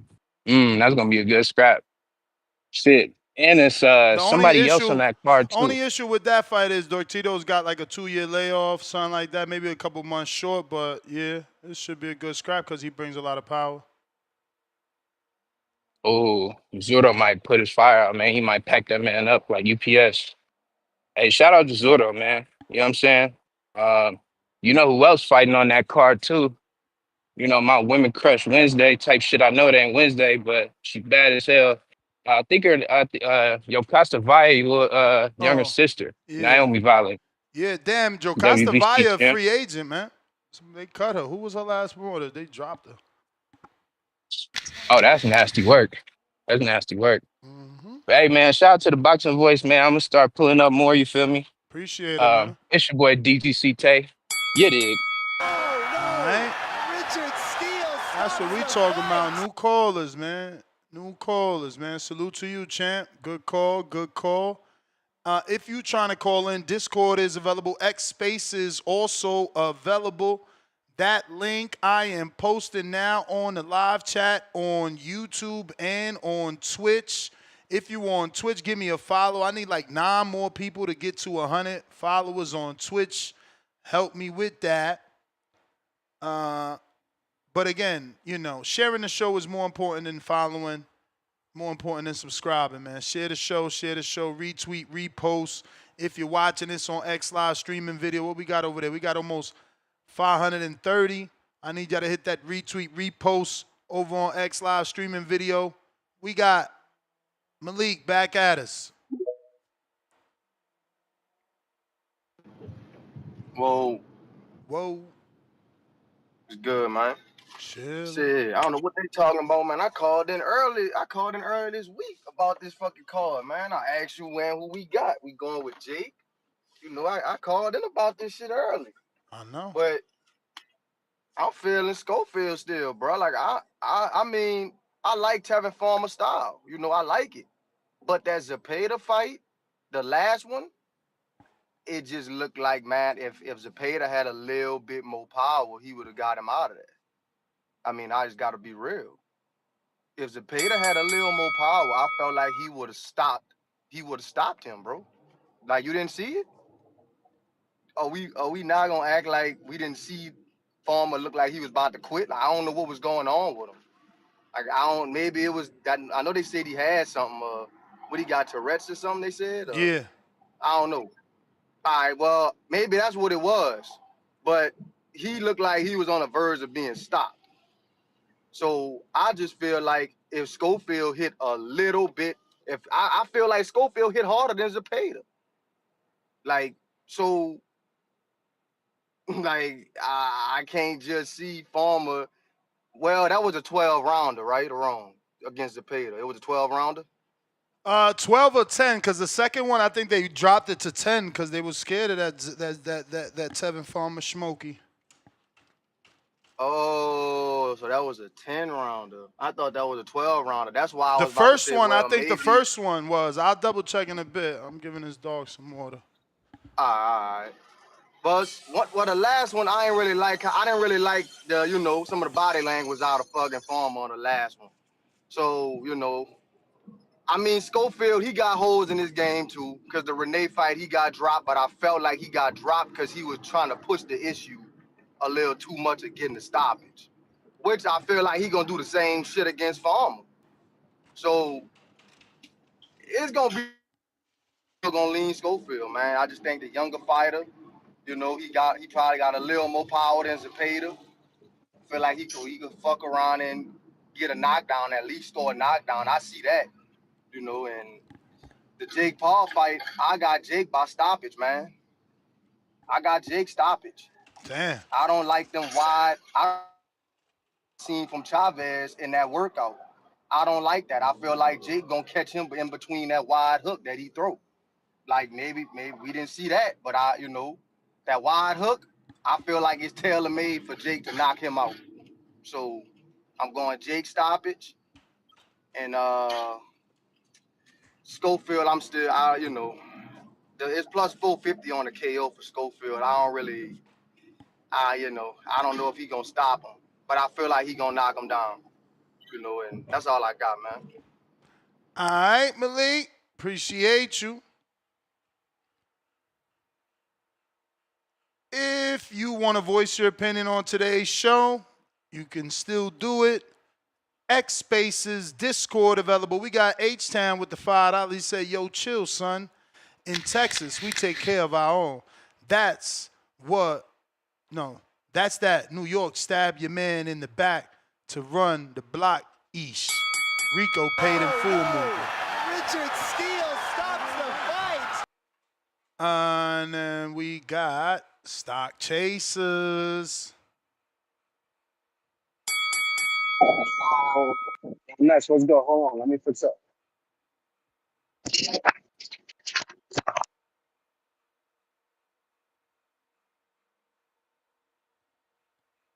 Yo, you hear me? Yep. All right, all right. Hey, yo, listen, man. I'm not really going. I feel like that's grown man business, man. I'm not even. I mean, you know what, man? Errol got to pay that man. Errol got to pay that man because he got paid the goddamn bag. And I'm not gonna hold you. That's the difference between teams, though, because I've seen it in a lot of different places where somebody got the bag, somebody from the squad crack, and they forget they don't want to look out for others. There's people that are like that. Errol's one of those dudes, I guess, because I mean, unless they weren't really friends, but I don't know. Besides that, I want to talk about that Brian Norman video, man. Your man's got uh Haney fighting Loma on the big screen. You saw that? Yeah. But that was during the fight where he was just running. Remember, I interviewed. They said that was coincidence, but I guess it wasn't. Who knows? Mm, I did a whole thing. I'm yeah. like, yo, is Brian Norman, scouting Devin? But they said that was just coincidence. You talking about when he was on a treadmill and he got Devin on the screen? Nah, that's when he was jumping rope just now. Jumping rope. Oh, well, maybe I'm wrong about the treadmill. Maybe it was jumping rope. I don't know. We got to make sure it's not the same one. Yo, listen, man. Listen what I was gonna say, man. I need Danny. Tell Danny, man, because Danny's what, in man? I like how Chicago. Danny's in Chicago. Devin is on vacation, so they not together right now. okay. So when he get back, man, let Devin enjoy his vacation. But as soon as we get back to work, man, tell Haney to unleash a video or something, man, to remind these dudes, because he been quiet, but it's all good, man. He could enjoy his vacation. But shout outs TBV, man. I'm gonna holler at you, bro. All right, all right. Rocking.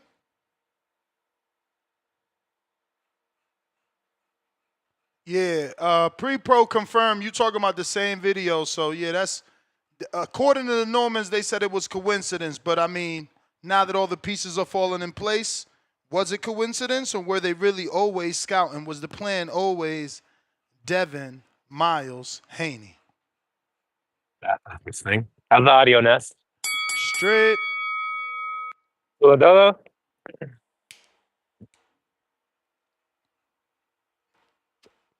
Champ, you there? Any audio response from you, Ness? I'm gonna just run it. Yeah, so taking a little walk. On this topic, I didn't watch the full All the Smoke interview or whatever it is interview. But I've just really had sad feelings about this whole situation. I just feel like the relationship between a coach and a fighter, especially with the history that they have, that's just such a deep connection, man. Like that guy was the sensei to Errol for his whole career because he was a kid. To being a unified champion and a top 10 pound for pound fighter by the public. Like I think that's a really, really that's a relationship to value. And I think it's just really sad that the fighter at the end of the day, I don't know if it's people getting in his ear or him himself conceded to shorten that man. And or to even looking at you know, uh trying to pull legalese to short the man. I think that's just real, real sad. I hope Derrick gets his justice. You breaking up, man. Remember their situation. You must have Oh, some my internet bad. issues. Yo, how about now? How about now? How about now? Straight? Any better? Yes. Okay, yeah. So yeah, it's just real sad, man. And I know there was kind of a similar dynamic between Abel Sanchez and Triple G. I don't know if it was I don't know how similar it was. I just know they had kind of a dispute and a falling out over money. You just hate to see it. I also just wanted to give a real it was quick the same prediction for the thing. weekend. This always happens. Listen, Daniel Jacobs did it to his trainer when he fought Canelo. He got rid of Andre Rozier. Used to call him his uncle, nephew. Everybody calling each other uncle and nephew. Dude, He got rid of yeah, him. these breakups, Abel bro, Sanchez as a did it fan, too. they're so sad. Triple G did it too with Abel Sanchez for the Canelo fight. It's like, bro, Yeah, why y'all getting greedy? Why y'all getting greedy? I don't get it, bro. Like, it's just like At least, I've never been a fighter, so I don't want to judge too much.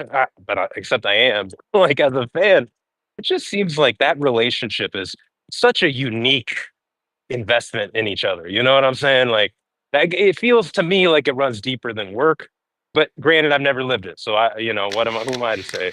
But shit's sad. I hope he gets his just due. Regarding this weekend, I have absolutely no belief or trust in Chavez Jr. Never have. I think he, since his first quit, his guarantee is to let us down. So Jake Paul by knockout, Zurdo by a clean win, and Tevin Farmer is whooping Schofield's ass, baby. Shout out to you though. What is this about? Okay, Trinidad James. I keep calling him James. That's a singer. Trinidad Garcia.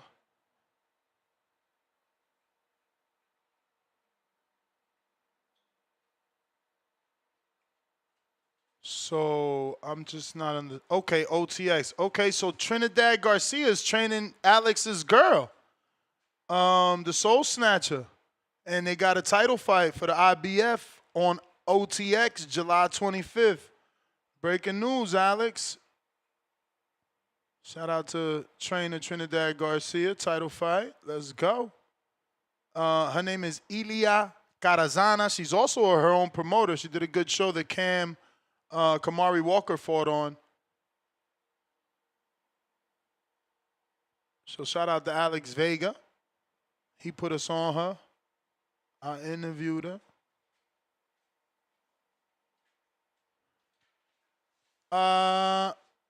We got Discord available, X Spaces available. If you want to call in, voice your opinion on today's topic or this weekend's fights, feel free to do so. We got Sal. Sal, why you got a picture of a chessboard? Hey, yo, shout out to fucking Jermaine Howlett, cruiserweight. He beat me 4 times. I don't even have a win over that dude. Shit. But I knew it. Once he said 1,900, bro, that's almost 2,000. That's elite. That's elite in the chess world, bro. My highest win comes over a 1,390. So look at that. That's levels, bro. You got to unmute, player, Himalaya. Damn, she got a show this Saturday and she got a fight coming up. I mean, she got plenty of time. I guess she could do a show. Shout out to her. She promoting. You might need to jump back in, player, Himalaya. It ain't working for you. Line 6, read. Hey, can you hear me, Ness? Yes, sir. Hey, man. So I'm just calling to address Brian Norman Sr. talking spicy about boots on the last time he was on your show with Bill or whatever. And he was saying he was using subliminals and stuff, man. Like, you gotta stop. I guess, all publicity is good publicity, all views is good views, but come on, man. You know damn well, man, his son can't fuck with no boots. And if Bosey and Boots won't waste time speaking on these scrubs, I will for them, man. Like, dude is pre-diabetic, and he coming on here talking shit about somebody that's light years better than his son. He could never even concoct or dream of his son even being able to hold Boots' boots, let alone being able to whoop on Boots. And it's just crazy to me that now that Boots decides to move up, that now all of a sudden they're both super gassed up. Yeah, they were talking a little bit of shit before, but now they just super like Boots didn't leave because of them motherfuckers. He left because Barrios' sorry ass is fighting old ass Pacquiao. And Norman had his little fight with the little Asian dude that he knocked out. I mean, big deal, a big fucking deal, but whatever. So he left because it's like, bro, y'all want that dude to just chill there forever and wait for these dudes that's just going to keep ducking him? If boxing would get a one sanctioning body how UFC is and make motherfuckers fight motherfuckers, we wouldn't even be having this discussion. He would have gone ahead and took face straps, man. And it's crazy that you and the rest of these people sit here and listen to this type of stuff. You can look and tell that Boots is really that dude. Like there's no discrepancy. So why he ain't do like Jamel Charlo and stick around and shut that young boy up like Jamel did to Julian Williams, man. We don't want to hear that shit. Okay, Excuse so me, Jamal. no, Jamal did it. no. Jamal said, I can't make weight. I'm moving up. Fuck Julian Williams. He ain't nobody. But Julian's talked enough shit. He said, you know what? I'm going to make weight for your ass. And he knocked his ass out. So Real who's to one. say? Who's to say? Real one. Who's to say if he would have stayed? Real Who's to one. say if he would have stayed? They would have signed the contract. Ness. Come on, Man, bro. you bumped your head. They signed the Devin Haney contract. They signed the Devin Haney contract. Yes. Hey, Hey, Devin Haney's not Boots. hey. Stop that, bro. Yeah, no, So Devin, I Boots. know Bill. Devin Haney would have been I Boots' know biggest Bill. fight. Devin Haney would have I been know Boots' Bill. biggest fight. I know Bill and Senior come on your show a lot, and Bozy don't. So you got to save face, bro. But don't do that. You know better than that, Ness. Don't play with me, cuz. Bozy's Don't play with me. invited. He just don't want to come on. Hey, exactly. But I guarantee Everybody's if he invited. would, This is the if he, voice of the hey, people. I guarantee no, and I guarantee if he came on as much as them two cloud chasers did, you wouldn't be having the same energy. But it's cool, man. You gonna see. All you suckers is gonna bow. All you suckers is gonna bow. Boots gonna show you how great he is. You just watch. Just keep living, my man. Richard Steele stops the fight. Damn, I hit Schofield up, but I guess that weight cut. It's Friday. I'm like, yo, can I get you on, or is that weight cut nasty? I ain't even get a response. I know you up at this time. Ain't that fight on the West? Hitting him with the eyeballs emoji. Like, what's really?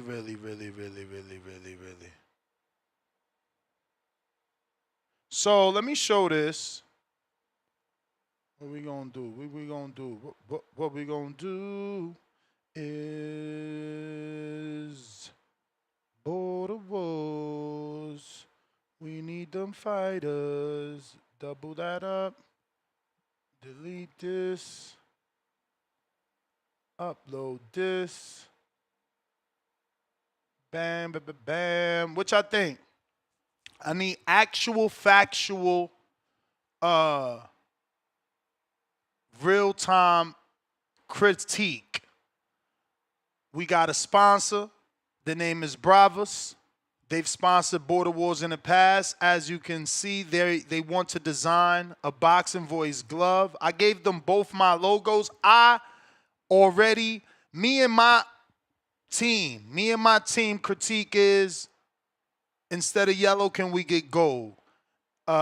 It's very busy. There's a lot going on, but we want some critique. We want more critique to give to the, the brand, so that they can design a better looking glove, because they're going to design this glove for our Border Wars fighters. They're also sponsoring this Border Wars with gloves, headgear, and waist protectors.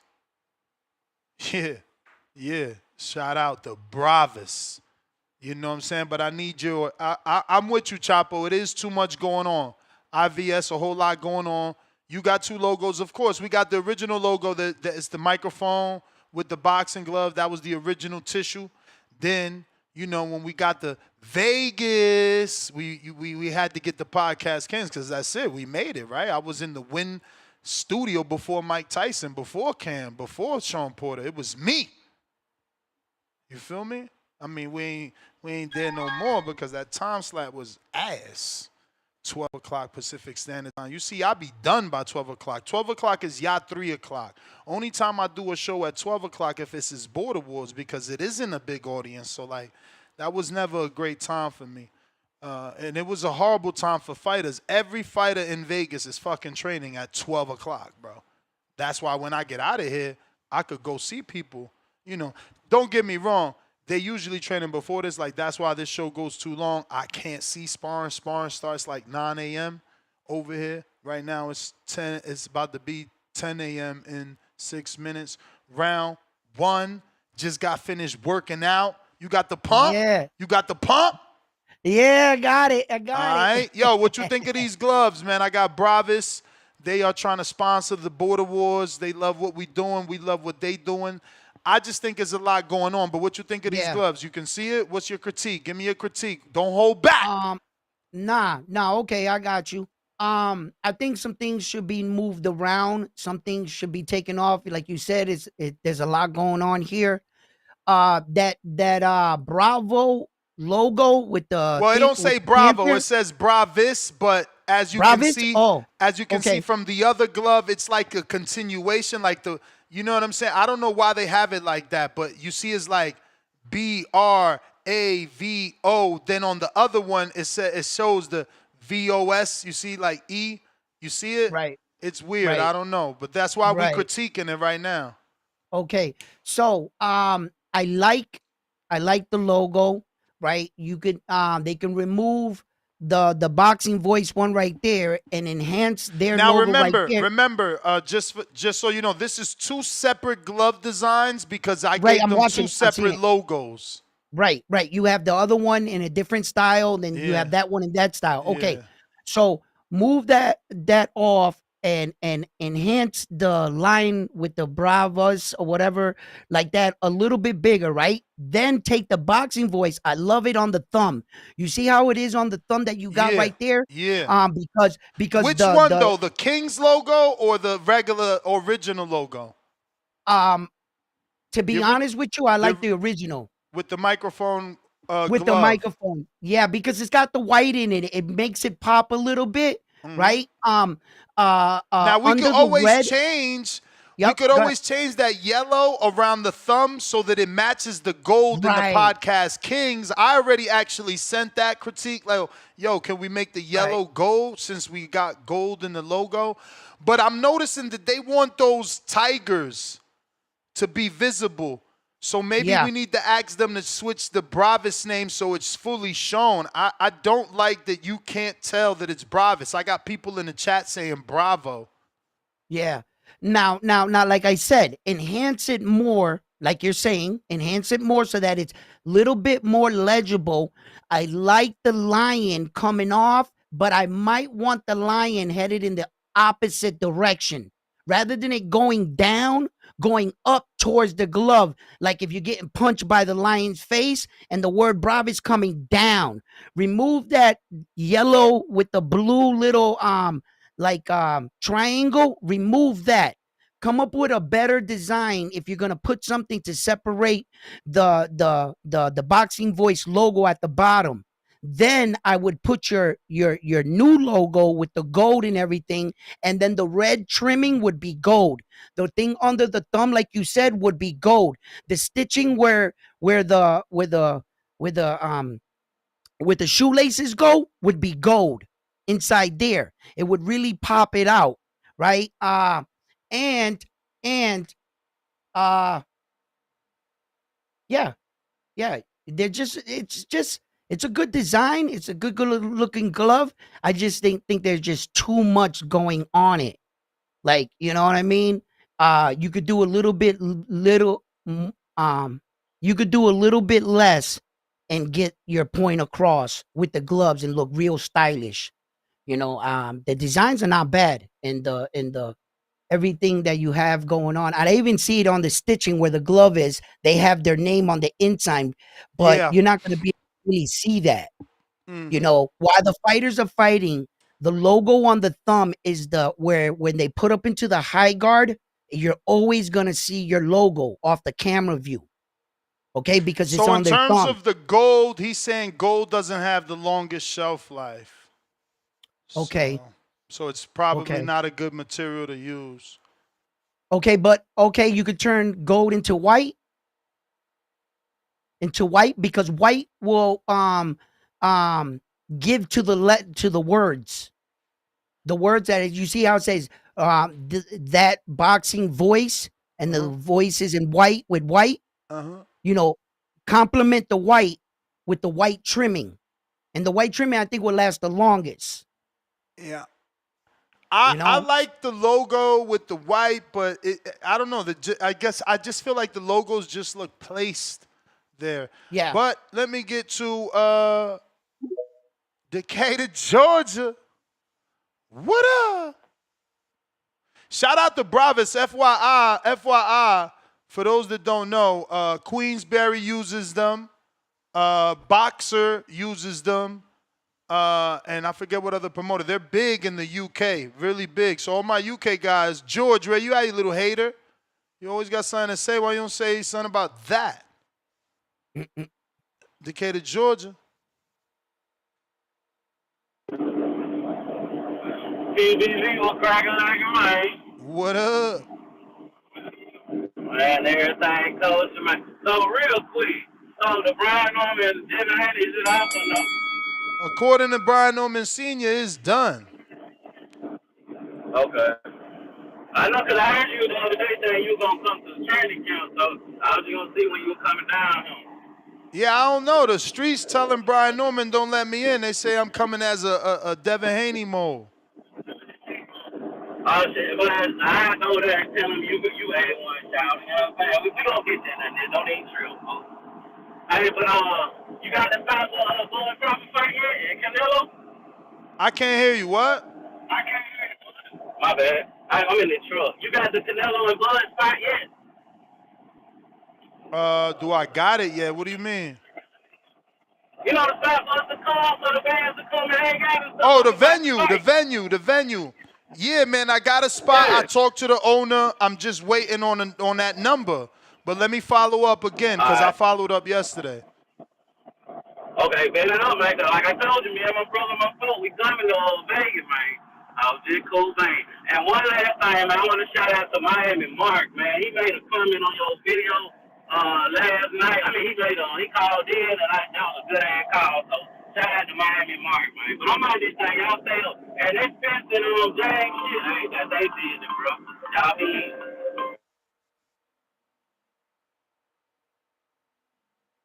All right. We got a counterpunch from James Payne Lethal. Yo, man, I had to come back and run it back again, man. You was using AI so heavy last night, so I figured I'd crack my knuckles real quick and utilize a little AI myself because I had a feeling, man, something wasn't right? Because I'm thinking to myself, like, Earl, I ain't trying to discredit his intelligence or nothing, right? But I'm like, bro, it just don't strike me like Earl being intelligent enough to come up with some type of mastermind plot to say to himself, I'm just gonna pay my nigga out the guarantee and I ain't gonna give him none of the back No, end that was money. Al. Like, That was Al. It's documented. Right. It's documented. Right. It is. He had text Derrick saying, I'm gonna pay you 2.1 more, and then had a call with Al, and Al was like, yo, you ain't got no contract. You told that man 10%. He don't get no back end money. And the argument for that is, outside of Robert Garcia, I haven't seen any trainer say they get pay-per-view percentage from their fighter.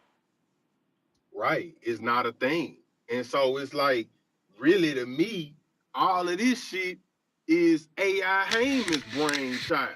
You know what I'm saying? What do you mean? He the mastermind behind this shit. He the one that came up with the whole, I'm gonna give you this right now, and then later on, I'm gonna give you this type shit. It's a whole like structure to how he pay these folk, and it's a method to the madness, so to speak, right? To where it's like it's maximizing profits for the fighters, minimizing they financial exposure up front. Like I don't know how to really explain it because I'm not really a numbers financial professional type motherfucker, but it's like I can see that it's an entire system to this shit. I mean, say it right there that it was said Al told him paying James 350 was generous. You know what I'm saying? Like, bro, I mean, bro, like, and that's per boxing scene, you know what I mean? Yep. And then it goes on to lay out some more shit saying like though Al is not mentioned in the lawsuit by name, you know, and then there's other numerous reports of like lawsuits, people like coming at PBC for different reasons, but a lot of it be like money related shit. And I mean, it would make sense being that Al has that legal background. He would understand how to work loopholes and work the system to where this person or these people make more without having to report more. So, I mean, you done opened up a can of worms, man. You done opened up a whole can of worms. You gonna have me thinking, damn, how many other fighters are having these or trainers are having these issues of getting a full bread distributed. You know what I'm saying? So hey, it's gonna be interesting, man. I appreciate you letting me get back in, but I just wanted to throw that out there because I was like, damn, yo, this shit getting crazy. I appreciate you, Ness. Hey, keep that shit rolling. Oh, and one more thing. Hey, I put me a nice little parlay together. I stayed away from Wilder on the KO because I can't make no bread with it being he's negative 1,000 on the KO. But I put something nice together, man. I'm gonna take a chance on Floyd with a Jake Paul KO because I don't like how Chavez looks right now coming in. He looks too bulky. I don't remember him being bulked up like that, which I know ain't gonna contribute to him being faster. Plus, I think he's just shop worn at this point anyway, man. It's gonna be a wrap. So nice little parlay, man. That came out to like my $10 can bring back 2,600, man. So keep your fingers crossed for your boy, man. And if I can come up, man, I might throw TVV the little 10%. You know what I'm saying? We gonna holler at y'all, man. Richard Steele Yeah. stops the Well, fight. as far as Chavez Jr. there, he had to come up in weight. He's gonna look a little bit chunkier because remember, Jake Paul brought him up in weight. So he's gonna look a little bit more like that, but I'm pretty sure he was training in that. The one thing about Chavez, if I'm just speaking honestly, right, and I don't mean to offend anyone, right, but he doesn't strike me as like a real like a winner. Like he's been known to quit, and like I feel like if anybody can be, lured into a fight or whatever and told like, you know, don't fight so hard or whatever against fucking Jake Paul. Like, I don't want to come out and make accusations. Like, I'm like holding back my words here because like the last caller said a few callers ago, we can guarantee one thing: he's gonna let us down, and I don't think he's gonna beat Jake Paul. Bringing him up in weight and everything. So, as far as your parlay, man, I wish you luck. That's a hell of a parlay right there. So, but yeah, yeah, I don't like that the main event, but I'm intrigued with the rest of the fights. Yes.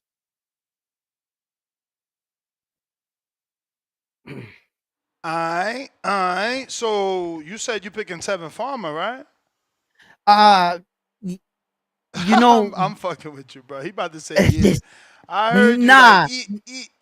yeah, nah, I had to stop on that one because I never said I was taking Tevin Farmer. Look, Floyd, this is your opportunity. These are the fights we talk about, right? To put yourself in better position to show the world that you're that dude, right? Okay. So there's been a lot of hiccups with Floyd. We know what happened out there. So now it's time for him to show against this level of opponent. And me and you, we had a conversation about this. Tevin had a lot of close fights where it could have went his way. Yes, he's a very very strong opponent, and if Floyd is going to prove that he belongs at the top, well then these are the kind of fights he's going to need to win.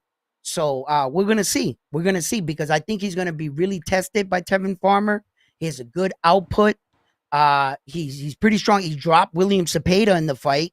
Let's just see where his gas tank takes him, and if young Floyd is ready for this level of competition in his early stage in his career. All right, all right, all right. Well, we definitely could have them on the show this afternoon. As long as I don't stay Yeah, asleep. that weight cut. Yeah, no, no, no. They weighing in right now, but Okay. they'll be available for me this afternoon as long as I wake up. You know what I'm saying? Hmm.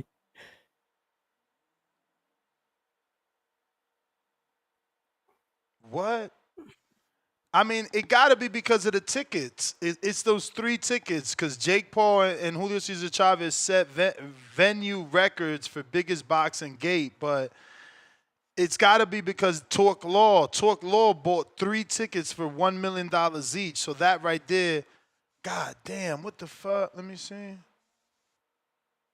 No, that's the Tyson fight. I was about to say that 18 Oh, million. How they get to that? But this oh, one,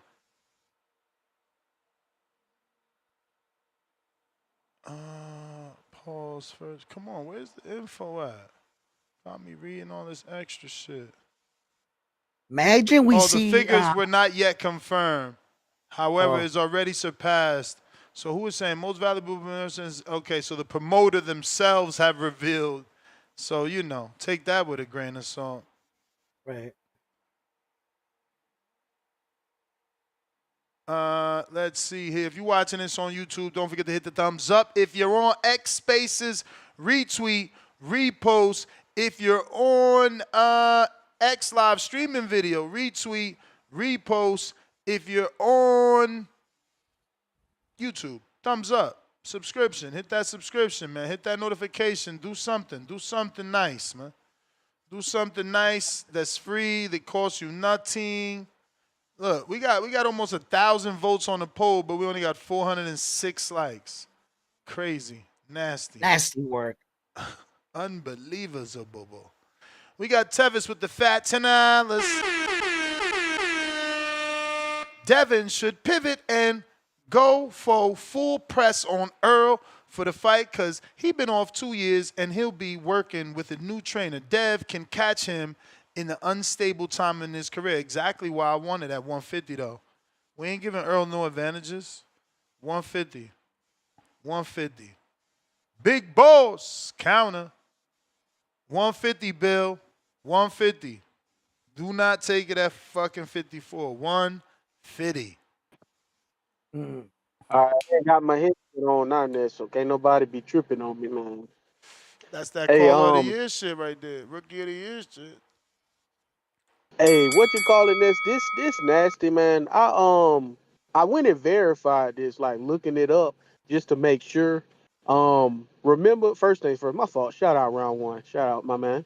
Hey, What up? so What up? remember you asked Gustavo, right, about how Edwin De Los Santos stayed ranked and all his inactivity. So what made me go and confirm this, Edwin De Los Santos still number 14 and 135 at WBO right now currently. Blair Cobb said in the interview on Fight Hype with Ron Goodall, they told him due to his inactivity that they removed him. And he ain't even been nothing but a year. That's disgusting, man. That's dead wrong. They pulled him from 147, and it made me think of that when you was talking to Brian Norman or something, and he was like, no, Adrian Clark, and he was like, Blair Cobbs ain't even ranked. So I went and looked it up. They real deal took him out of them rankings, and that's crazy because that man was legit like number Who? 11 or something like Who? that. Blair Cobbs. Yeah, but Blair that's Cobbs. that's normal, my brother. If you don't have a fight in 12 months, you're automatically dropped from the rankings. That is legit and But normal. that's what I just said though. De Los Santos, remember, he's still ranked. That's what No, I'm no, saying. they It's threw him crazy, in there. man. He wasn't ranked. They threw him in there for the Keyshawn fight, bro. The same way they threw Pacquiao in there No, for he the. stayed. No, but he stayed there though. Edwin De Los Santos, he had never lost his ranking because I always follow the rankings. Damn, that's nasty So work then. that's crazy, man. I feel like it just depend on who pulled them strings, you know. But aside from Well, that, hey, I well, went and read that article, Ness. Hey, you got me stumped, Ness. I ain't gonna lie. I read that article, so you're right. They might have pumped fake with Dubois because that purse shit is crazy. That Fuck. motherfucker finna make $71.88 million. Hell yeah, that Man, man look faked here. that tummy ache like a motherfucker. Hey, mm-hmm. that shit crazy. Like you said, Frank made that call and said, "Sit your ass down." So, god Damn. damn. But aside from that though, that's the main thing, and that's crazy too. I heard you say Ashley Silva and they cut him and all that. So again, goddamn, because like I said, man, he from out there. This would have been perfect to get him on that card. But I guess it is what it is. I know how the business work, and I got one last thing before I go. Like I said, hey, shout out to you, Round One. Look, y'all, if y'all not subscribed to Round One page, first off on YouTube, go do that. And second of all, I'm not a father at Round One, but look, y'all go watch that damn short he made about Father's Day versus Mother's Day. Round One, Ah, that shit was one of the funniest things I seen in my fucking life. My bad for thank cussing you. this. This man Round One said when it's Mother's Day, they get to chill and go to the spa and hang out and break from the kids. He said when it's Father's Day next, they got your ass outside on that hot ass grill. He said your ass got to Yeah, spend time with the kids. They want you building shit. yeah. Hey, Two that's the steals truth though, stops man. the fight. It's the Appreciate you, Ness. truth. I'ma holler at y'all, man. Yo, All right, man. The Jake Paul machine is so good at social media. That's why Jake grows the way that he grows. Look at this round one and Mm. viewing público. Today's Spanish lesson. That's public. It says fact. Jake Paul and Zuldo Ramirez, the cruiserweight champ, are both facing 39-year-olds on the same card Friday night, and neither fight is easy. You see how they made Jake's opponent on the level of Gilberto's opponent? That's Hmm. so, I mean, they're good at what they do. They Yeah. are good at what they do. But here is your card, man. I ain't putting you on the spot.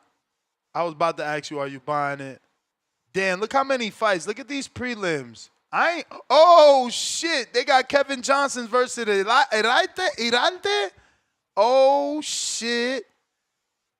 And look, Golden Boy put the Olympian on here, right? Ain't that the Olympian Edwards? Hmm.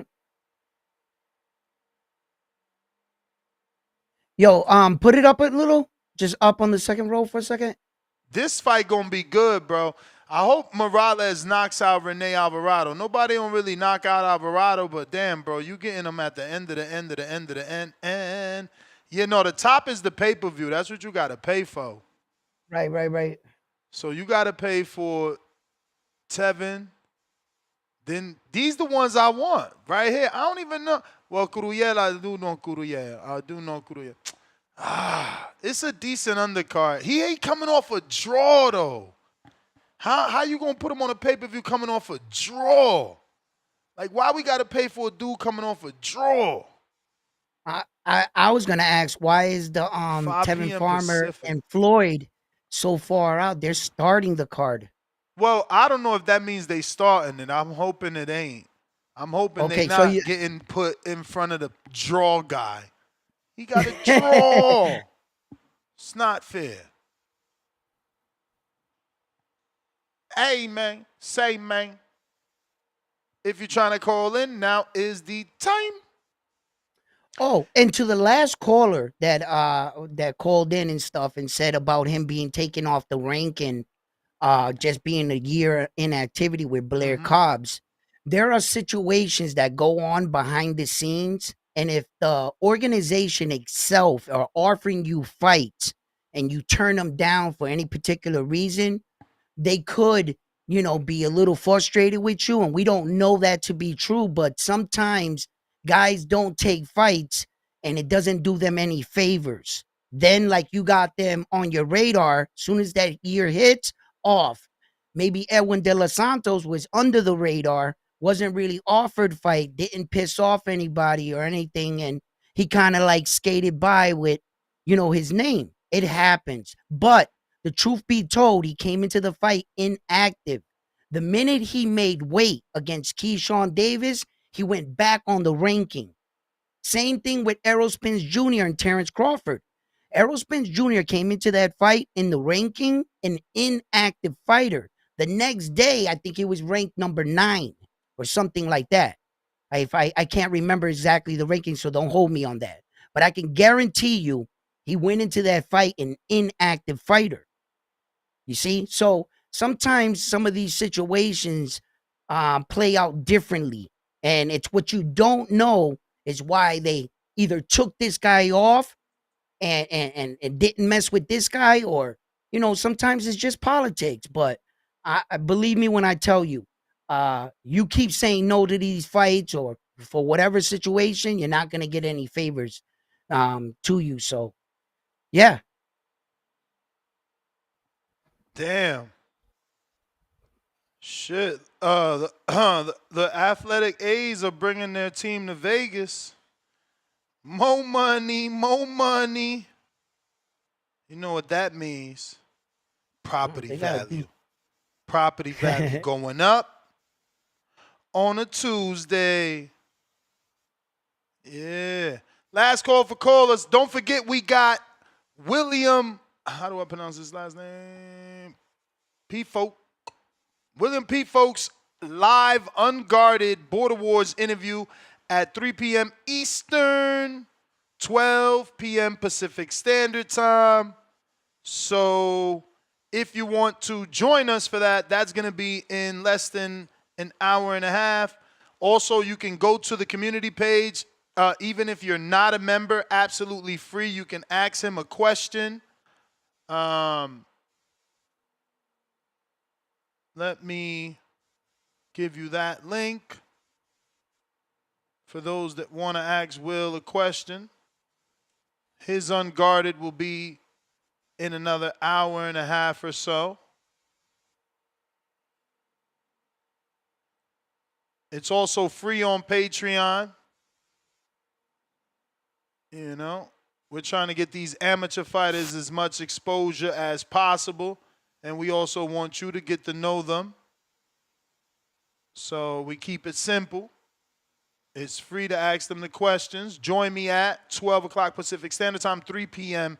Eastern for another episode of Unguarded.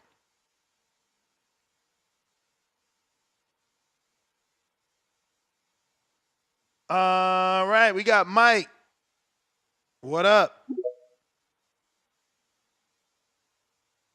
Tim boys.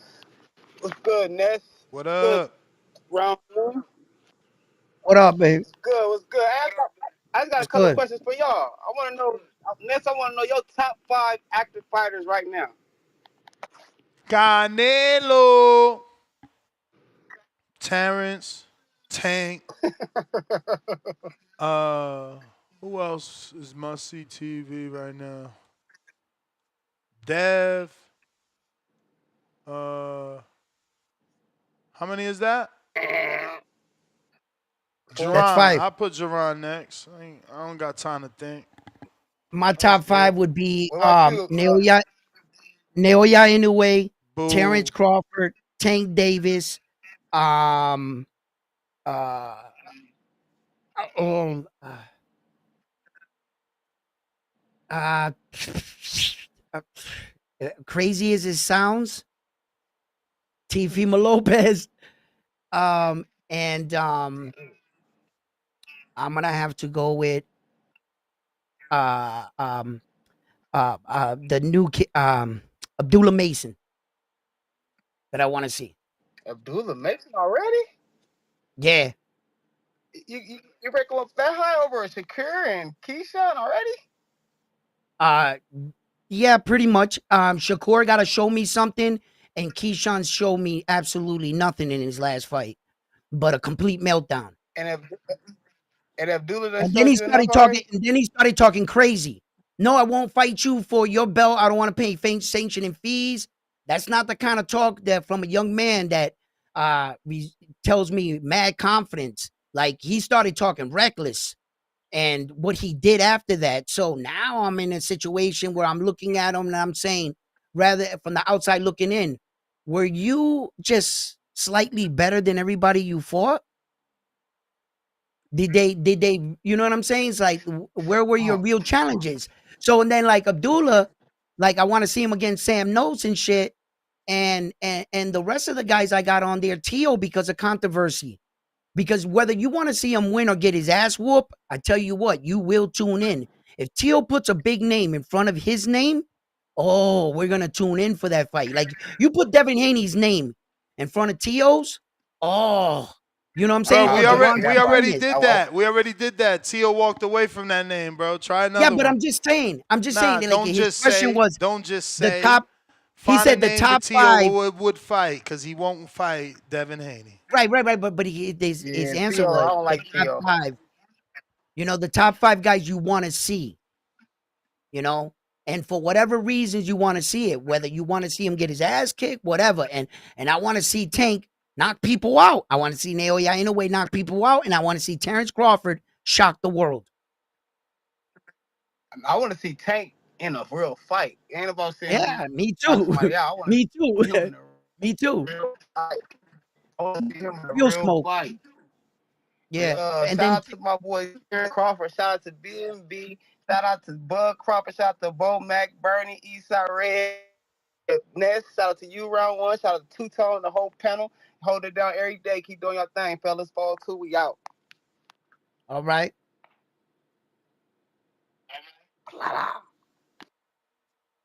Alrighty then. We got Tip Bellis. Tip, where you been at?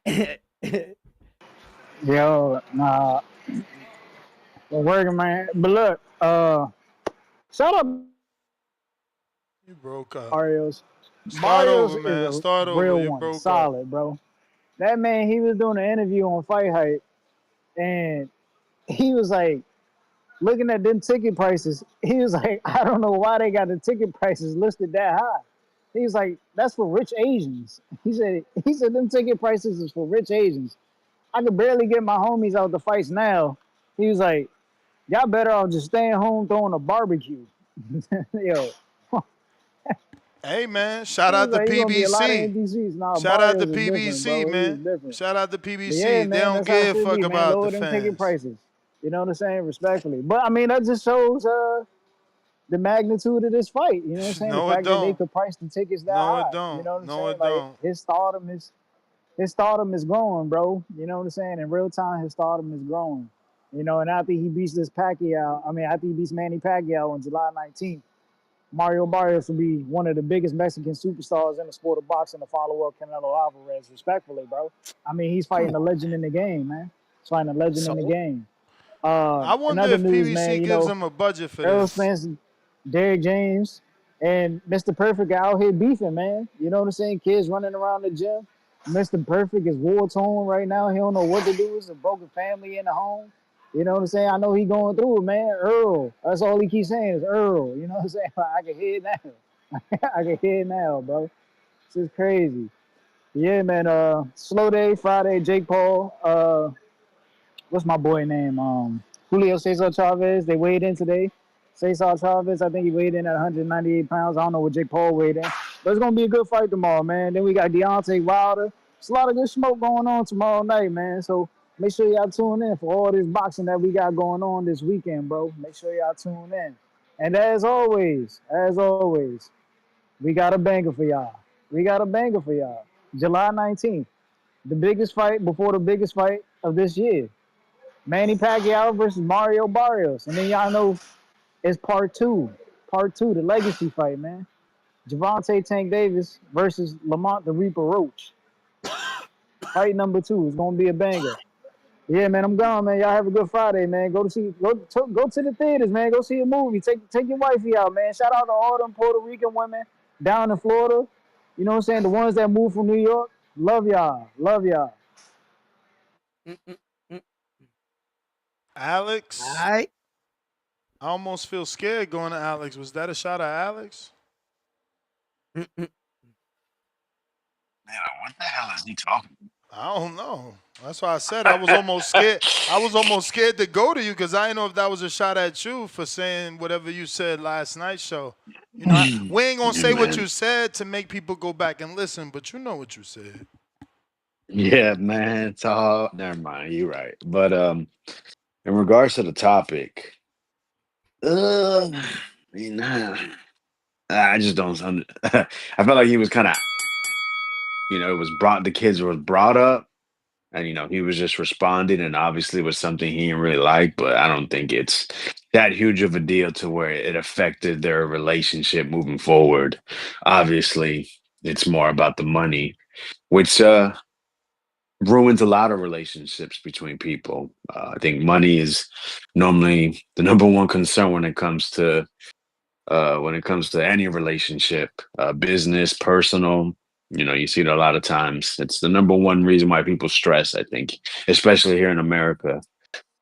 So yeah, that's what it is. Yeah, I just saw something. They said Jake Paul and Julio Cesar Chavez have like the number one gate, and I think Honda Center history or something like that. We just seen Masvidal and Nate Diaz. They did $1.25 million gate, and we had two foreigners actually in the UFC. they did $7 million gate in the Honda Center. If you don't know the Honda Center, it's where the Anaheim Ducks play. So somehow Jake Paul and Julio Cesar Chavez Jr. really did more than $7 million. That's pretty wild because I didn't feel like there's any type of buzz at all for this fight. But it is a good card. I'm not gonna lie. I look forward to fire sticking it. Once the main card starts, because there are a couple intriguing matchups. I think probably after the first two or three, actually after the first two, it's kind of I'll be probably in and out, moving around because I don't really care for Zordo and Dorticos, nor do I care for Raul Coriel. And of course, I really don't give a shit about the main event. There's actually a lot of boxing today on, bro. Are you doing the live fight chat? I mean, obviously it's the Wilder card and Billy. Yeah, are you doing that today? Yeah, man. I'm watching that shit, bro. I'm working. That's what I be For saying. sure, It's for like sure. it's like I'm going to watch the shit anyway. So if you want to jump on, I'm gonna be here. I gotta see Yeah, when yeah, I'm no. gonna start because obviously I'm not doing all them prelims for that Jake fight. I just seen that. Ain't nothing there I want to see on the prelims. No. Actually, there is a prelim I do want to see. There was one, but that's not. That's what I mean. It's not worth going live. Yeah, no, for sure. But bro, like I was looking on BoxRec, man. Like, dude, Keith Hunter's fighting a dude named Jose Gonzalez. If you remember, Jose Gonzalez was beating the crap out of Ricky Burns, the elite fighter, and separated his shoulder. But yeah, he's fighting Keith Hunter in like Alabama. And then there's like fights in Puerto Rico, John Bauza. I think the Jacob Gomez, I think that's the kid from Pro Box. You even got freaking LaRon Richards fighting in I think Ireland or something like that. So there's a lot going on, but that's my time. Appreciate y'all. Y'all take care. All right. They wild and they trying to keep. I'm not. Look, they want to give me Puello right now at 12. It's like I'm not doing that. It's got to be. You're not. It's What's got to. up, Ness? I Ain't got you to. I Dominican? got to.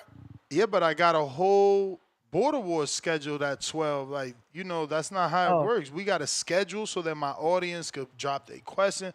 Spontaneous like that is only when I want. And I can't accommodate because I already got a Border Wars scheduled at 12. oh, so a Yeah. conflict of interest. Okay, all right. Just timing, Respect. not interest, timing.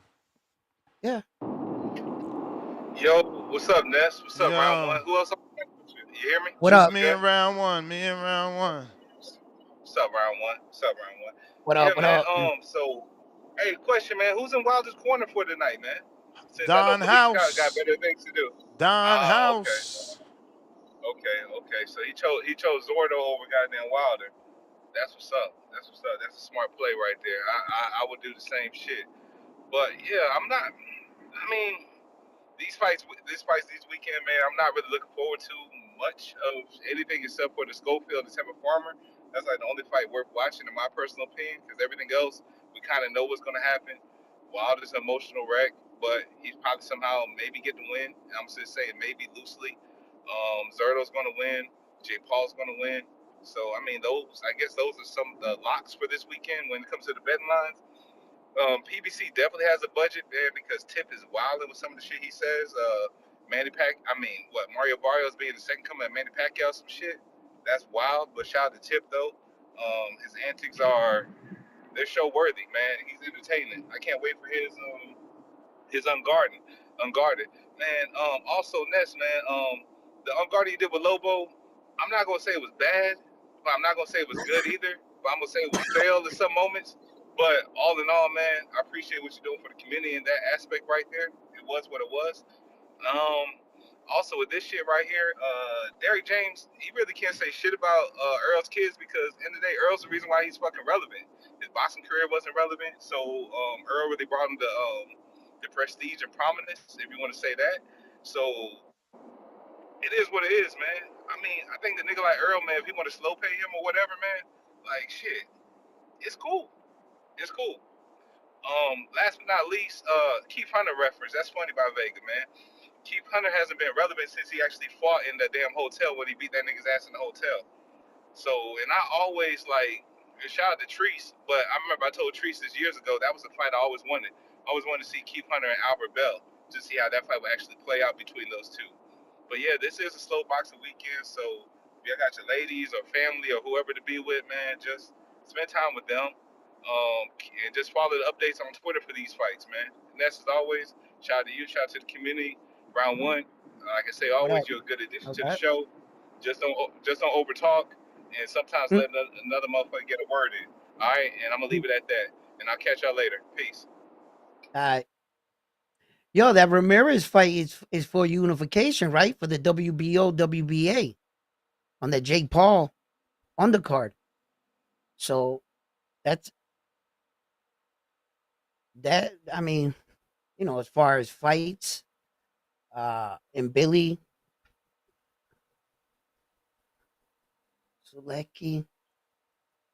Uh, well, yo, you gotta have your man come back onto the show in a win or a loss against Dante Wilder. I would like to know what the whole experience is like. You know, fighting such a dangerous fighter like Dante Wilder. We all know about his skill level and everything, but that right hand, let me tell you, he's got a right hand that'll in your night Let's fast. hope. You Let's know hope it shows up. Let's hope it shows up. what the fight, The right hand. the right hand, yeah, yeah. He always looks good in like those videos that they put out. They show him throwing the combination, and it seems like as soon as he gets hit, he diverts right back to that one hitter. Like, fighters sometimes it's a gift and a curse. They fall in love with the knockout, and they think that the knockout can always save them. But in Dante Wilder's case, boy, I'm telling you, one shot, he landed anywhere, and you got to respect that. The fear is there. I mean, we saw how cautious he fought him in the earlier rounds, and that was just due in part to respect for that right hand.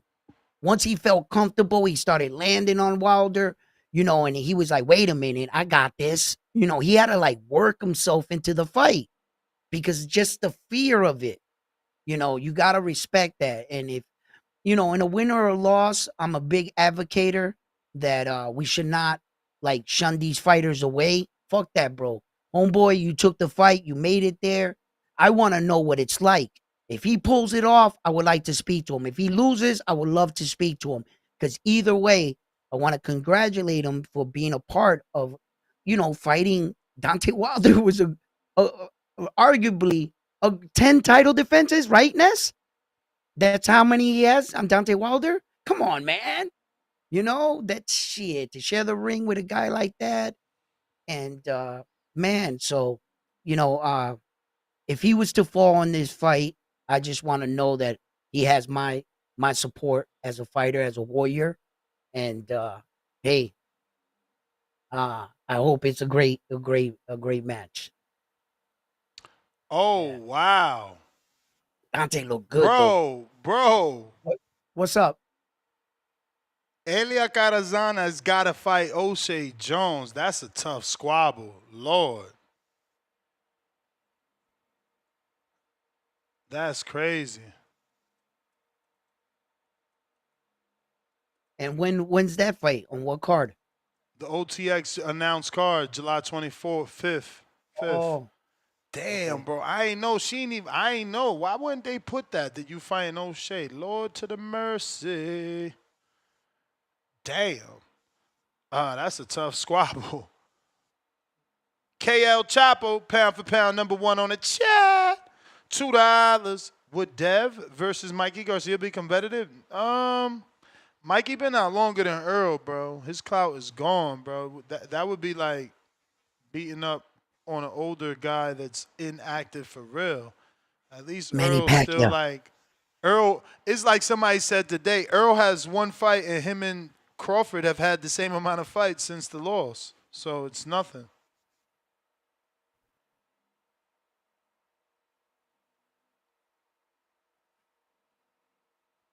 You know, and to the topic of what the show is about, the distraction in the gym with the kids running around, to a coach that's not used to something like that and always having control in his gym on what guys are supposed to be doing what, it could be distracting for him. But I don't think it was a big thing. You know, I just think that What? Earl, The kids? yeah, yeah, like with Bro, Derrick he James, said it. He said it. It bothered, bro. Look, I'm not a yeah, kids guy, bro. I I don't I got no kids, and not I no mean little that's what I'm kids, and I don't saying, want your little kid. If you bring your kid, bro, right? I'm the type, bro. I kicked my uncle out of my Florida house because his girl had one of them little dumbass dogs, and that shit Yeah, jumped on my couches, all on the top part of the couch and the arm. I'm like, bro, get your dog. Like I said it a couple of times. Everybody's laughing like it's a joke. I'm like, you know what? Get your shit, get the fuck out. Bro, don't yeah, disrespect my house. You kidding me? Like that's bananas. People, nah, don't work like that, bro. Don't work that way. yeah. I'm pretty sure that for a man like that runs a gym and them kids running Yeah, around, this that my he gym, ain't gonna bro. do Like, well. He ain't gonna do well with that. He's not and gonna, and and look, he didn't say that example of doing pad work with Joshua and a kid running under his legs for no reason. That's probably some real life shit that happened. That shit mm, probably really did happen. Damn, Farmer yeah. missed weight, 134, Whoa. 135.4, 135.4. But it's a 35-pound fight. That's only 4 ounces. Maybe he goes back and gets it right. Damn. Damn. Nah, he doesn't get Damn. he doesn't get a second shot Why not? because it's not a title fight. Yeah, right. You sure? I, You s- better I, make sure. I'm positive. You Okay, positive. You I am. positive. You know what happened I last am. time you said you was positive. You wasn't positive. And I've been right too. Yo, I've I'm been out right though. too. Nest GTO, Instagram and Twitter. We back at it in an hour and 17 minutes for the Unguarded with Michael. I'm fucking up his whole name. His name's not even Michael. His name is Will. His name is Will P. Folk. My bad. I hope I'm pronouncing that right, Will. We're Mhm. gonna go with Will and let him pronounce his last name. We right back at it, 12 o'clock. That's All right. 3 p.m. Eastern, Hey, yo, 12 Ness. o'clock Let me ask you a Pacific. question. Yo, Let me ask you a question. yo. What kind of what kind of medal does Floyd have in the Olympics? You said silver. No, you said silver. I said bronze. Who was right? I was. So then he's got bronze. So I've been right once or That's twice, and I'm crazy though. positive. So He I oh, thought Floyd didn't even like. I don't get it. How did Shakur get a silver then? okay, because Shakur was never gonna compete for the gold. He was only gonna What you mean? He win that. When lost to the dude that won the gold. You sound crazy right now. I'm gonna hit you in your okay, head. okay. Wait, you might have your Remember, facts wrong with what Shakur. Robisi beat Shakur, earned the gold. Nah. Shakur It got a usually silver. but it usually goes like this in the Olympics. This much I know, right? The Mm-hmm. guy, when you're competing for the gold, the guy wins the gold, and the loser always wins the bronze. He never wins the silver. All right, That's so why let's see. Let's see if Shakur got a silver medalist. I mean, a gold, a bronze. What is bronze? What is Shakur? I don't even feel like googling this shit. Why What don't is you just Shakur? Google the rules of the Olympics and how the medals are given out Shakur in lost boxing? in the gold match. Losers of the semifinals fight for bronze. So it's different. You wrong, bro. Shakur got a silver medal, and so did Keyshawn. Didn't Keyshawn got a silver? Yeah, but he fought in the semi match. Bro, It Keyshawn says it. lost to Cruz, bro. Cruz got the Okay, gold. yes. I don't know Keyshawn is how they're silver. doing it. See, Shakur is I silver. remember in Floyd's Told you. era, maybe rules changed in the Yeah, Olympics. I don't know what's going we on. gonna call our heavyweight unguarded fighter Maestro. That's But in Will's Floyd's ring era, name. when Floyd Mayweather's era, when he was in the Olympics and he competed for the gold, which I know for a fact he fought for the gold, and he lost and he got the bronze. Now I don't know, over the years I haven't been following the Olympics. Maybe they changed some shit up. And in Shakur's era and Keyshawn's era, it's different. I don't know. But I guarantee you that Floyd had a bronze and he gave it to his sister, I think it was. He gave it to his mom, and his mom Yeah, gave it to his we sister. did the I Floyd saw an interview. research. We did the Floyd research. You was right about that, but everyone else got silver, so we don't know what's going on. Yeah, but maybe they changed some shit. I don't know. I don't know. I really don't. We don't But I know either. I know what Floyd fought in. He fought in the gold match. He lost, and he received, like Floyd says, I didn't win a bronze. You don't win a bronze. You receive a bronze medal. Hey, So, man, we out. Peace. all right, brother. Peace.